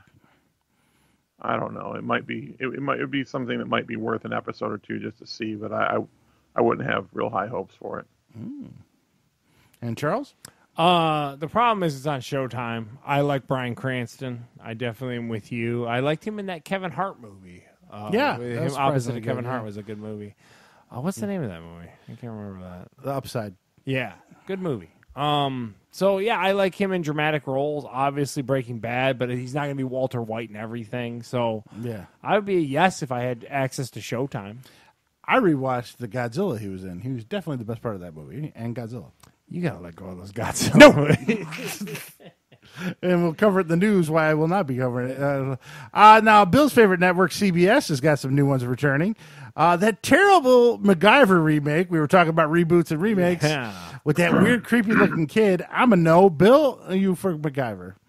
No, I love the original MacGyver with Richard Dean Anderson, but I didn't know that. No. I know BB was a fan of the OG MacGyver. I'm a fan of the original MacGyver, but yeah, no, I've never been interested in this reboot. And Charles? It's on CBS. Only old people watch that channel. I'm a no. Old people and BV. Yeah. Next up on CBS as well, the return of the other old people. the other Kim Markey loves this show, I think, and someone else does too. Blue Bloods. This Very is Tom- popular show. Tom too. Selleck and one of the Wahlbergs. I don't know which one. I think it's Donnie. Yeah, the one married to Jenny McCarthy. No thanks. I'm a no. Bill? No. No, Blue Bloods. I'm gonna impose my CBS rule again. I understand it's very popular though, but not for me. Next up, coming to Starz is Power Book 2. Now, Power Season 1 was, I think 50 Cent was in it, Turtle from Entourage. I never did see it. So I think when I hit a Very big cult following. Yeah, when I hit a really big COVID lull, I think I'm going to watch the first season and catch up on this one. So I'm a no for now, but possibly later. Bill? I know Mary J. Blige is in this, if that helps. Mary you, J? I think I'm more of a what than anything else, but I think it's a gangster coming to power kind of show. Yeah, it's a modern day like gang thing. Yeah. Very hip hop related too. Yeah. Big following. No interest, Bill? well, I mean, was the original season on Starz too? Yeah, it's on Starz. On It Demand, had I multiple think. of the original seasons too. So the book 2 I think is a different take in the same universe. I think is the way to look at it. Okay, yeah, I'm not sure if I have Starz. I don't think I do, but He's a what all the way around. If you What have channel? HBO, What show? If you have HBO, you have Starz because it's usually packaged with HBO for free. I don't know if you have HBO. And I think it's also on Hulu. Yeah. okay. And Charles? Like you said, a lot of people I work with are a big fan of Power. Like I know some people that have subscribed to Starz specifically for it at work and stuff. So at some point I need to check it out, I think. But I don't think I would jump in that far into the universe. I would definitely want to see the first stuff before that. But I would be like a maybe, I think, if I had ability to. And it's such a lull right now. I actually started rewatching The Wonder Years. Jesus. Because I watched 5 episodes of Roseanne, so I can't say so much. what do I know? All right, now Charles' favorite show is back. Jeez. Michelle has already recorded the first episode. I bailed 4 seasons ago. But Shameless Season 11, I'm a no. Bill? Again, no Showtime, and to be honest, it seems to be a pretty polarizing show. You guys either love it, hate it. I don't know a whole lot about it, so I guess I'm still kind of a what. It is the most overrated show. People found it later on Netflix. I love William H. Macy, But it's much like that Succession show where I'm like, no one is likable. Shameless is the same way. They don't want you to like them. They never learn from their mistakes. So over the top. That's what pissed me off. After 5 seasons, no one learned from their mistakes. It's the same thing. So I was like, I'm done. Over and over again. It's just not for me, I think, is what it boils down to. But some people are ravenous fans for it. So, don't listen to me. You know if you're into it by season 11 of this show. Wow. So I'm a definite no, but I get it. And there's crossovers with the Connors. The one girl from that is on the Connors. Yeah. So there you go, Shameless. Now here's some... She plays white trash in multiple shows. Yeah. Curious George is back for the Peacock. This is probably for your daughter. Animated? Maybe. Yeah, I believe so. Yep, the animated series on Peacock. I'm a big no thanks. Bill? No Peacock, no kids, no watch. Wow. Is the man with the yellow hat in it? I imagine he would be. I'm a no. I don't have kids that young anymore. And also back, and this is a big CG Clifford the Big Red Dog, is back on Amazon. No thanks. Bill? Yeah, this is one I don't really even know anything about. So, I mean, no, because, I'm not for, but... No. Yeah, I think if we all had little kids, we might be watching it. But. Well, I got to tell you, though, it did catch onto my radar because idiot people of this world thought that they dyed a dog red. And it's a pure CG dog. Yeah, everyone was like, can you believe they did it? I'm like, it's a CG dog, you morons. Like, who said it? Yeah, it was a handful. It was TMZ, in fact. And they were like, the world is full of idiots. Yes, morons. It did kind of look kind of nice in the trailer. And if I had terrible Amazon Video, I'd watch it, or Prime Video, I'd watch it. But I don't. You know my rule typically. But so you don't have Prime? You had to pay shipping on that 500 pound No, that thing? was the end of the No, you got it in before it expired. Yeah, what a dick. From the pots and pans. Hey, Amazon driver, you're going to get a hernia because my Prime's about to expire. In 48 hours, it was done. What a dick. I was like, dude, get them dumbbells, get them dumbbells. All right, and then finally, there is something new on Disney Plus. High School Musical, the holiday The musical special. of the holiday of the music. That's a lot. These kids have to be in retirement homes at this point. I don't think it can't be the High same school. cast. I don't know anything about it. It's called like 40-hour work week now. I think my daughter kind of likes this stuff. She's watched it, but I'm a big no. Bill? Hell to the no. To the no. And I'm going to jump on BV. Hell to the no. Yeah, High School Musical's awful. But it has a huge following. It's another one that has a big following. Of those, yeah. And so that's what's new this week. And it's a struggle to find those shows. I'm telling you. Every week I sit there on Wednesday like, I don't know what to put on this list. It all sucks. You managed to find some stuff. Yeah, it's hard. All right, Charles, what happens in the punch you in the face world? So just real quick, just to recap of last Saturday night, Anthony Smith got a round 1 submission over Devin Clark. This is the one that they had some COVID issues, and they bumped him into the main, as me and BB kind of discussed last week. Big kind of deal. I didn't actually watch it because we watched the Tyson fight we'll talk about here in a second. Tonight you got a really kind of a bad card. I talk UFC with you guys every week. I don't even know half of these dudes. So Jack Hermanson's fighting Marvin Vettori, I guess. But apparently the card got riddled with a bunch of COVID. Like we talked about earlier in the show. They're not charging for this, right? No, it's on Fight Pass, or on ESPN Plus, rather. I'm sorry. So this is a fight night. It's from Vegas again. But again, they lost 3 fights because of COVID. So it's starting to pinch a little bit of everyone. And then I just want to talk, all 3 of us last week, we talked at length when we were on the show that we were going to check out the Tyson-Roy Jones Jr. fight. We checked it out on pay-per-view. Steve, what are your thoughts on it? What do you got there? I'm old and white, so the rap groups were lost on me, except for Snoop Dogg when he came out. That was quality. Yeah. But the rest of them, I was like, I don't know who these people are. I knew the first one. Wiz Khalifa. Wiz Khalifa. But the rest of them, I was like, huh? But most of the fights were terrible. But the memes from that dude getting knocked out by Jake Paul are all over the internet, and they are the best. I gotta check that Someone out. had a picture of, like, LeBron signing his new contract, and that dude just in the back. How cool! What? Yeah, how cool. No, it's so funny. He is all over the internet, that dude. So if you get a chance, check out some memes with Nate Robinson in his name. Yeah. Oh my God, is it hilarious? Snoop Dogg was the highlight. Yeah, I put that in there as a note because he was really top notch. Yeah, and it turns out he's going to run his own boxing league because he was such a highlight of it, and he actually had such a good time. Him and the dude, I don't know who the dude is, that Triller thing you saw. Yeah, I guess he's the guy that put all the money up for most of this. So it's him and Snoop Dogg going to get together and try to do their own boxing league. So they're going to go against the Tyson stuff? Is that what's going to happen? Tyson's smart. He probably should just just go with, because Snoop was a highlight, man. He was super funny. Next day, all over the radio. That's all everyone talked about. No one really even talked about the fight. Yeah. Let's be honest. The fight wasn't all that good. And for the record, I thought the fight was pretty good. I think you're a little more negative. I think the earlier card was kind of some throwaways and stuff.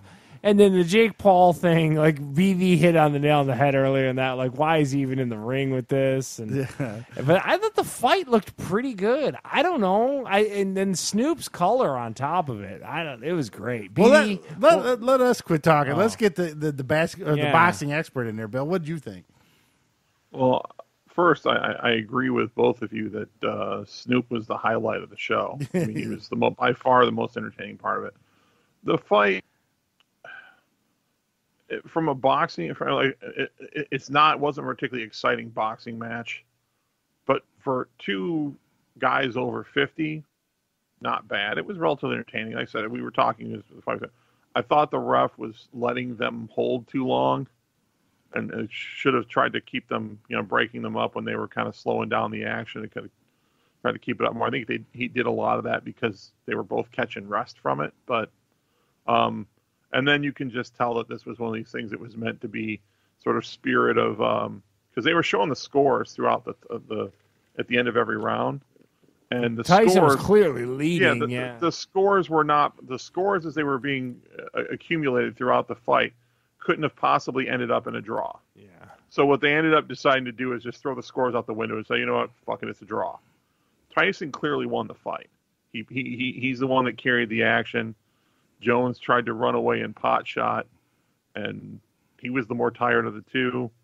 I hope they don't do it again because I will put it this way: I don't think it would be worth paying for twice.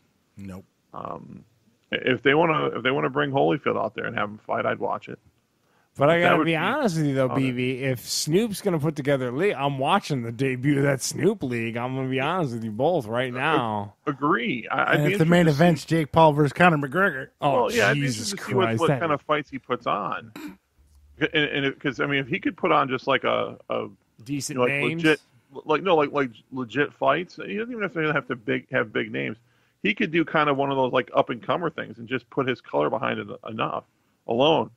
People would watch it for him, and he could actually build young fighters up to where he could turn that into a whole.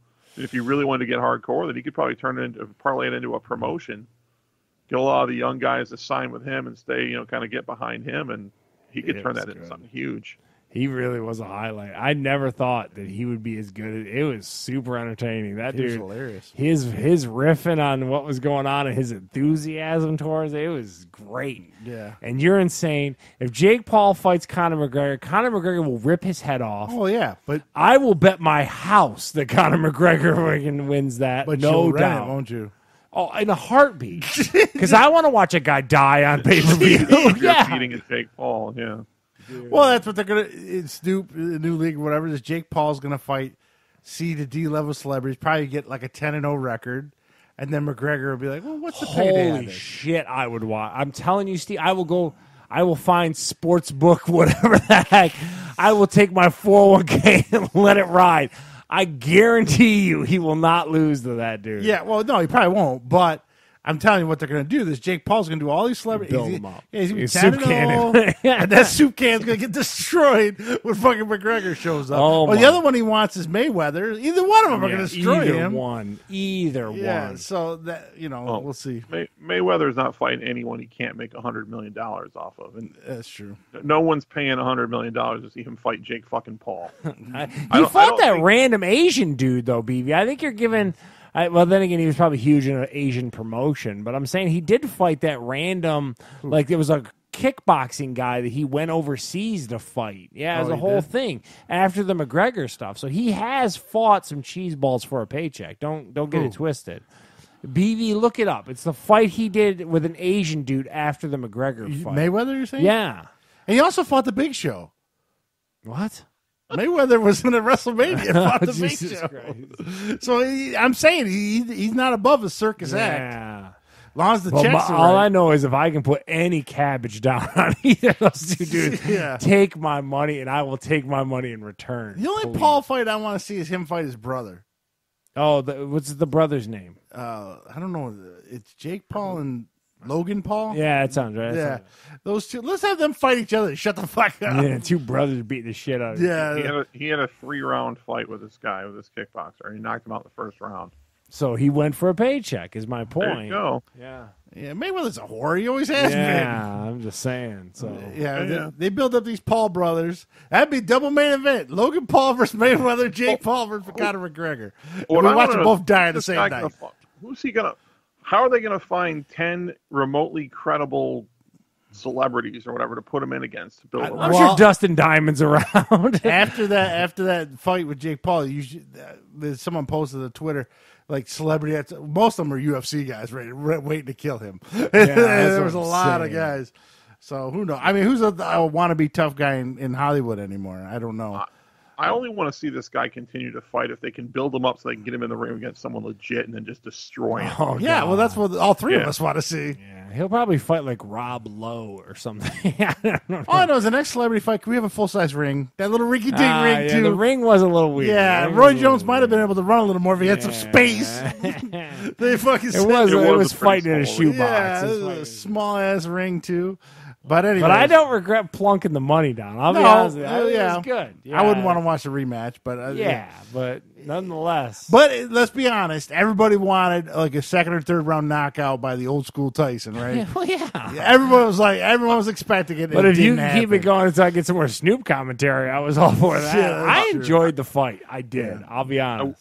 Would say this though, if the ref didn't allow as much clinching and holding, there might have been a better chance to see that.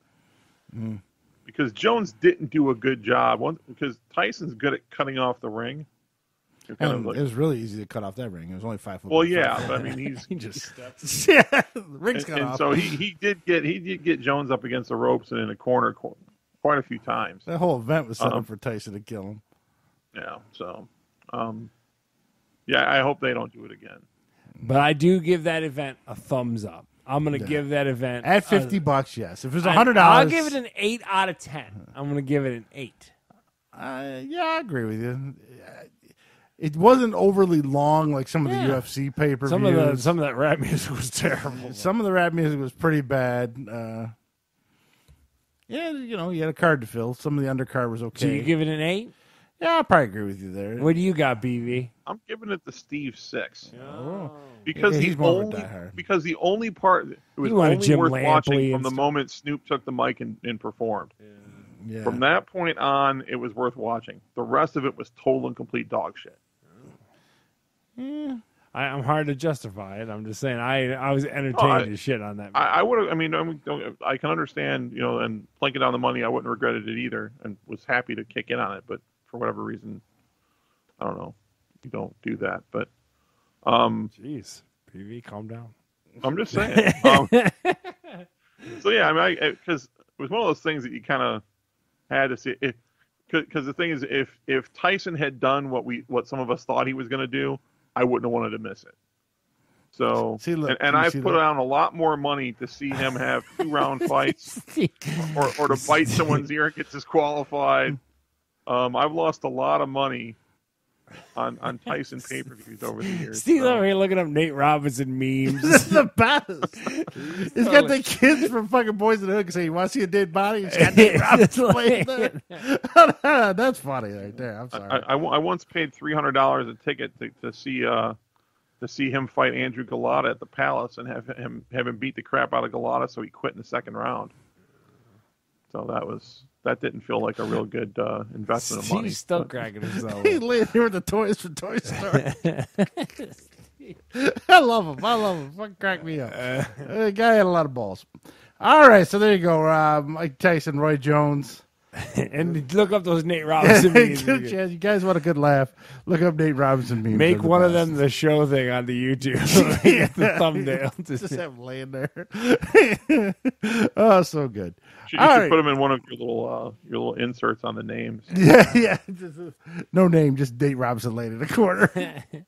All right, so we got the news. And then I told you about Powers. The one thing nice about Powers is the whole series, right? So you can watch the whole series, you can get the full story, and it's over.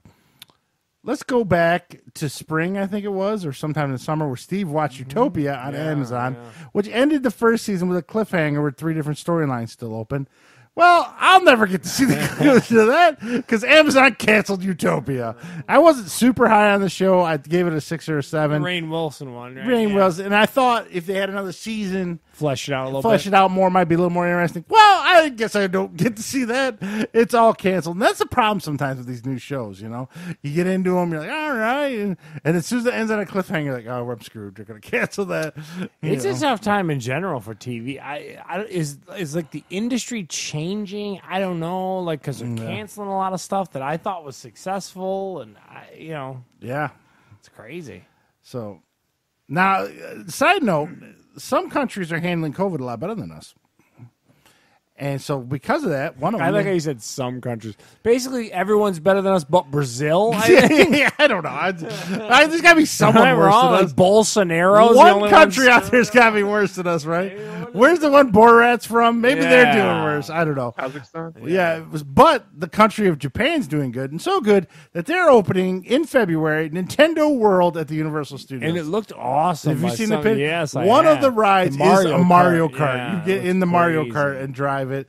The whole world is done up to look like a big Super Mario. It's impressive. It's funny you said it's called Nintendo World when it seems like 98% of it is just Mario. Well, maybe they can shoehorn in like a Metroid ride or something like that, or a Zelda World or something like that. Now this will be coming. It's very Mario though. This will be coming to the one in Florida and California. When is that? Eventually. The one in California still hasn't opened up. Yes, it may be. Dude, I don't know what 15 years from now. Yeah, dude. But they will be coming there. But if anyone gets a chance, go online, look up Nintendo World Universal Studios Japan. They got some pictures. Not a lot of pictures. So hold on. If you got one search, Nate Robinson memes or Nintendo World, what are you looking up? Oh, man. Well, if I want to laugh, it's Nate Robinson because that's fucking funny. I'm sorry. That's just good. Dead Nate Robinson picture. You want to see a dead body? Just see him laying there. That's so funny. I don't know why. It just cracks me up. All right, Charles. And now we always like to report on another death nail in my favorite theaters. And it seems like, of all people, my superhero company, Warner Brothers, who pumps up my man Superman and Batman, is trying to kick me in my theater nuts. Really? So if you haven't heard the news this week, Warner Brothers is releasing all of their 2021 movies. Which are huge if you think about it. So, and these aren't you've independent got Dune, ones. You've got Matrix. There was a handful of really good movies. I was blown away. Yeah, I got the list here. Oh, what you got? Yeah, let's see here. Let's see. So, and of course, one of them. Now, here we go. All right, so Godzilla vs. Kong. That doesn't count. Continue. That is the best one on the list. You're an asshole. I'm telling you right now, that was the best one on the list. So before we go too far, so they're releasing all their movies on HBO Max and also at the theater at the same time. Mm-hmm.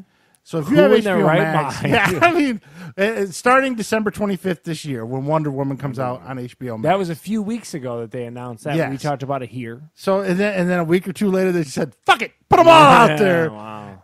But from what I understand, it's only for a month. So Wonder Woman's going to come out from December 25th to January 25th on HBO Max, and then she's going to go away.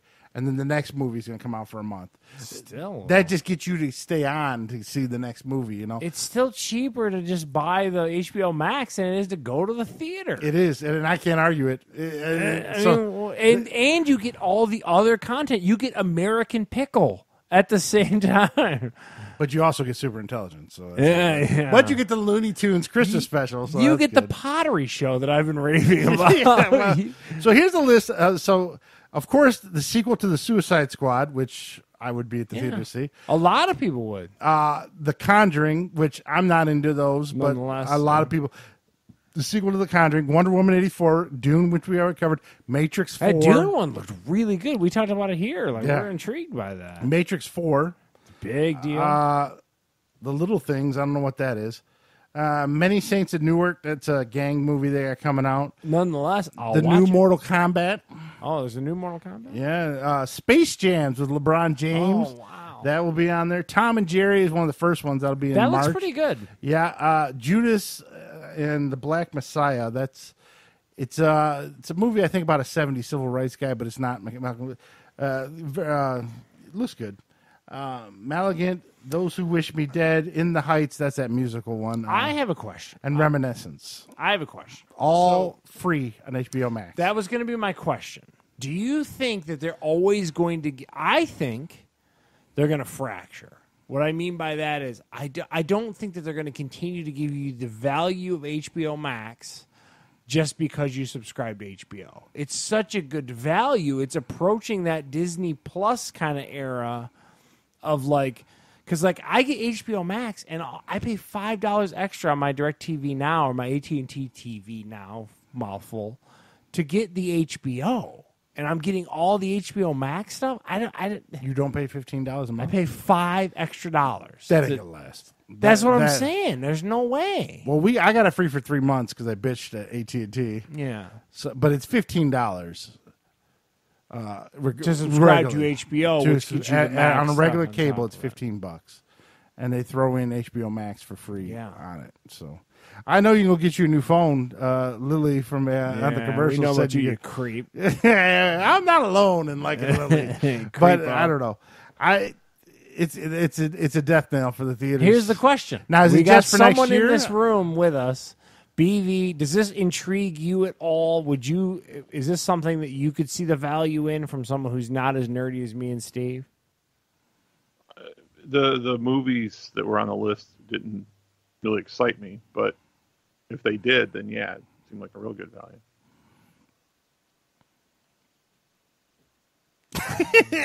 What?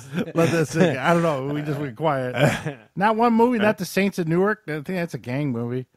Judas and the Black Messiah is probably one to be up your alley. I don't know what Malignant is. I don't even know what that is. So I don't know. I think it's a great deal. But at the same time, they also eliminated the trial. I put that on. It's one of the things that I think that that's going to come to a lot of these services because we talk about all the time. Steve did it with the Peacock. He banged out Yellowstone real quick. Bye-bye. Yeah, I was like 7 days. I'm not into it. I'm going to cancel. Yeah. I just watched 14 hours of programming. Yeah. It's not that good. Yeah, dude, I'm telling you. There's nothing else on there. So they eliminated the 7-day preview for anything to sign up. Now, a lot of people predict Disney Plus is going to follow suit. I think it's right. Yeah, I think more than Disney Plus. I think a lot of these services are going to follow. Yeah, those Disney movies made $1 billion in those theaters last year, though. Oh, that's going to be hard to pass up, isn't it? Disney Plus is banging though. We talked about how they were. You said they set mile markers for where they wanted to be And and all way this, past and it. they just blew past it. Yeah. So there's got to be a certain value to it. I don't know. I'll be honest. I don't understand some of the economics. I don't know how this works. I don't know how one division can somehow blow out. I don't know, but I'm glad I'm reaping the benefits. It doesn't. But is it sustainable? To Steve's point, you know, these corporations they don't like to look at you and like, hey, you might be getting free stuff, and I'm not into it. Yeah, How can I knock him over, shake a few more shekels out of his pockets? So there you go. Warner Brothers, big news with their movies. And then finally, I only put this on there because it's one of Charles and I's favorites. Yeah. NBC Superstore is coming to an end after season 6, which means this spring will be the last episodes of Superstore. Yeah. They lost their main actress, American Fieri, or whatever the hell. And they wrote her off quick. Me and you just kind of talked about it. Yeah. And I think they're going to sprinkle her in a little bit more here and there. I hope they give it an ending. I don't know if you have an opinion on that. If you know the end is that season 6, give them an ending, is what I would say. Well, I mean, it's just people at a store working, so what ending can you really just give it? wrap up stuff. Yeah, if you're going to have Jonah move or do whatever, let him do it. You know, if you're going to have Garrett the find dude's love. got to or- get with the chick, right? The crazy manager chick. Dina? Dina. Yeah, hopefully. I don't know. Yeah, I'm bummed because I'm running out of sitcoms, man. And quite frankly, I only got a few more episodes of the Great British Baking Show. We're playing a lot of VR in my future. So turn that PS4 on. Yeah, dude. I got to do all I can do to find those football games. So You better hope Blackish gets a couple more spinoffs. yeah, well, I don't watch the spinoffs. I don't like them. They're terrible. All right, so that's going to do it for this week. Bill, anything you want to add? Well, just a football update. So we were following that BYU Coastal Carolina game. Just ended. BYU was down by 5 with less than a minute to go and took the ball inside their own 10 and put a couple big long passes, got all the way down. Last play of the game, BYU hits a receiver and gets tackled at the 1. Oh, Carolina, Coastal Carolina wins 22-17. Wow. Sounds like a good. That's probably the game of the day, all right? Wow. How many is Bama up on I was LSU? gonna say you got an LSU Bama score. Bama is up 21-0 with 2.5 left in the first. In the first? Yeah, Clemson actually just scored to go up 17-10 on Vodtech with about a minute to go in the half. Oh, wow. So I'm sure they'll probably blow it away in the second half, but it's been tight so far. Wow, that Coastal Carolina and BYU seems like the game of the Yeah, night. wow, sounds really Where did good. this team come from? The coast. Yeah, I guess the coast of Carolina. But And then Mormons. I don't know. Well, the Mormons have always been. BYU always does sneak in a good record, and then no one cares. but Coastal Carolina, it's like, where the fuck they come It's from? real to BV, damn it. Yeah. He's a very big BYU fan. I don't really care either. Yeah, but all right, so that's gonna do it for this week. Hold on, do you want to review your do-rag before we go? Oh man, see, this do-rag is for the Who gym. makes it? I have no Mission idea. or something like that? Is Yeah. that Mission cooling place? Yeah, that's what it is. Yeah. Mission, yeah, it's Yeah. Mission on here. It looks like First of all, $15. It's like Let's an talk elephant about condom. that. Yeah. So when I go to the gym, You're going to go like that? Leave it all the way up. Looks like you're I about just look like a to big knock blue off a liquor Smurf store. condom. Yeah. I just wear it like so, and I'm good to go. Is it more comfortable for you than a face mask? Is that what you're... Because Yeah. it looks tight at the top rib. Is it tight? It's not that bad right there. Oh, it just But looks the that thing way? was, with my Get- headphones on, It gets by and your if ear. you got You your wear big headphones on. cans? Yeah, I got a big noise canceling. I can't stand earbuds; they never stay in my ear. So it's an hour and a half workout, whatever. Maybe more like an hour and 10 minutes. But as you work out, the mask is moving those strings around your ears with the ear. It's a little raw. Yeah, the back of my ears are getting real bad. It's like, God damn. They make those straps that kind of pull the straps off the ears. I don't know if you ever looked into those. Yeah, too. I'll have to look for those too. But everyone at the gym is wearing these, so a lot of these are very popular at the gym. So I thought, well, let me give this a try, and I got a big pair of pantyhose in my face right now. and Monday morning, I'll have How's it? Because it's so thin, it's easy to breathe through. I Oh, would it's much assume. easier. Yeah, I was gonna say, Like, that's much the one easier to get thing- that Rona. Right? get that Rona in. In my defense, I go near nobody at the gym. Yeah. So Well, you gotta get over there and flip them tires. You and Bergeron have a race flipping tires. yeah, you log in right there at the thing with the little scanner. I go right to the locker. I use the same locker every time. I take a Oh, there you padlock go. with me, throw my coat and shit in there, lock it up, put my headphones on, then I go do my thing, and then Does leave. Bergeron use the locker? Or does he still just show No, up? he just shows up. Yeah, it's so weird. The enigma that is Bergeron just shows up in his extra medium shirt. He gets on there and goes to town. He shows up though. I mean, we text each other. Like, we gotta be there at 5, so like 4:55, I'm gonna text you up, and I'll text him back, yeah, or I'll text him you up, and then we show up. We don't I mean, sometimes we bullshit, but most of the time, like, we just just there to make sure we're both up. And, Oh, look at that. Holding each other accountable. That's a big deal. yeah. He's at least being supportive, unlike your wife, who's never supportive in your weight loss. No, she's the worst. She just bought a fucking Fruity Pebble candy bar. What the fuck are you talking about? She don't even support my diabetes. The worst support system I've ever heard of. I mean, literally, a diabetic is a fat crackhead, right? We all love sugary snacks. Bill can contest. I mean, we all love. And what did my wife do last week? She bought a thing of sugar cookies, a thing of chocolate chip cookies, and a thing of fucking cupcakes. Like, are you fucking kidding me right now? Have you pricked her finger? She's got to be up I did. there. That's unbelievable. She came in at 94. That's crazy. Yeah. Holly's like an 84. Yeah. And I'm over 100, so I was like 112. Yeah. But I was still under 130, so that's good. You know, you can't go over 130. And being back on the wagon has helped you as far as your working out does drop your blood sugar. Yeah, it really does. And the other thing I find, Bill, let me ask you this, if you could hear me. Everyone hears you fine. Okay.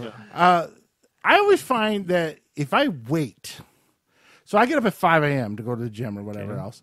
I take all my medicine, you know, the metformin and shit. You're not poking yourself anymore. You're oral for all your stuff, right? Huh? You're not doing the shots anymore. No, right? I don't have to do the shots. You're just metformin. pills, right? Just pills, yeah. Okay.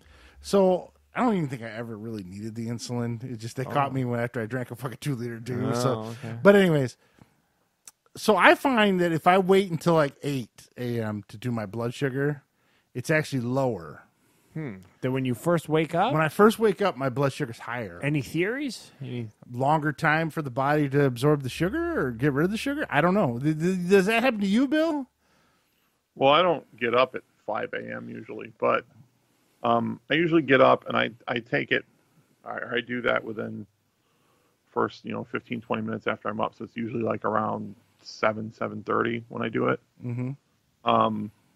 But I also I test it before I take any of the pills for the day. One of the things I have noted, and this is kind of are we still on the podcast? Keep going. We're informing the world about how to deal with diabetes. One of the things that I have noticed is that if I get up and I'm dropping deuce like right off the bat, it tends to lower it. Maybe Matt gets a little extra chance to put it in there. Wow, dude. But I get up, and before I do anything else, usually, go to the bathroom and whatnot, but then I settle, I test the sugar, I take all my medications for the morning, and then go from there. So imagine you get up, take a dump, then wait, and then test your. You'll be like at 60. Now, it doesn't make that much difference, I don't think. But I just know if I do it later in the morning, it's lower than when I first get up. I know that. That's the only difference I know. The one thing also, besides working out, I've been back on my regimen of Metamucil. Yeah, you said the fiber wipes it out. Yeah, the fiber's been helping. Good so working out get Metamucil, that out, and trying to get in some more vegetables and that. And what have you been hitting? What have you been averaging? I'm around 112 to 120. But pre-workout and pre-Metamucil, I was probably pushing 130 every day. Yeah, and they don't want you that high, right? Yeah, yeah. They don't. They want you below 100, right? Well, they want you between 70 and 130 is what they told me. Oh, so 100. Yeah, so 100 is where are you clocking at, BV? Where are you hovering these days? On average, between about 95 and 105. No, because the BV's right in the window. Yeah, he's doing better than me. I do have random days though. Like if I go off wagon, particularly if I do it real late in the evening, like let's say I just screw up and like house some cookies or something. Sometimes I'll get a spike that'll be bad. I'll get like one day I'll spike to like 140. Ooh. And then usually the next day or two I'm back down to normal range. So your pro tip, Steve, is like take a lot of fiber, a lot of water. Water help flush stuff out too. Yeah, water, and then they always tell you that drink a lot of clear fluids. I don't know, what clear fluid is there besides water?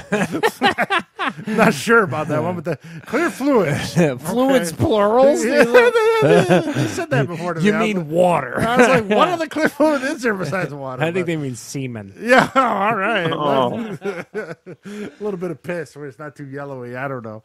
But, yeah, they say that. A lot of fiber. And so I always do the Metamucil. And, they also exercise. Exercise helps a lot. So I try to do all that, and then don't eat sugar late at night. Don't eat sugar. Period. You been wearing your Fitbit and stuff? How many steps you been getting? I just got this new wristband, by the way. It's magnetic. Yeah, that's Heather had one of those she really liked. Yeah, you popped the was, band before, right? Yeah, so I've just been wearing it back the last 2 days. Today I got about 7,300. Ain't bad. And yesterday I had about 9,500. So, but I just got this wristband yesterday, so I haven't been wearing it because it's been broke. It's been a pain in the ass. So I was waiting on it from Amazon. So. And then Holly tells me, "Oh, we got those at Five and Below." I was like, "Oh, what the fuck did you tell me that? I just got one from you." But does she get a discount at Five Below? I don't think so. I'm curious. Yeah, I don't know. I don't think she does. But then again, she doesn't know, so I tell her. But anyways, all right. So that's gonna do it for this week. This is the Diabetes Cast. The Diabetes Cast. You can check us out on FatGuysLittlePodcast.com. You can catch us on iTunes, Google Play, and wherever they have podcasts. And until next week, when we have some more VR for you, don't know about TV or movies, but more VR. Struggling. And of course, we'll talk about Mulan. Mulan and Bill's cold hard pick of the Lions and the Bears, and he take the Bears, so we'll cover that again. Until next week, this is Steve and Charles. Catch you next time.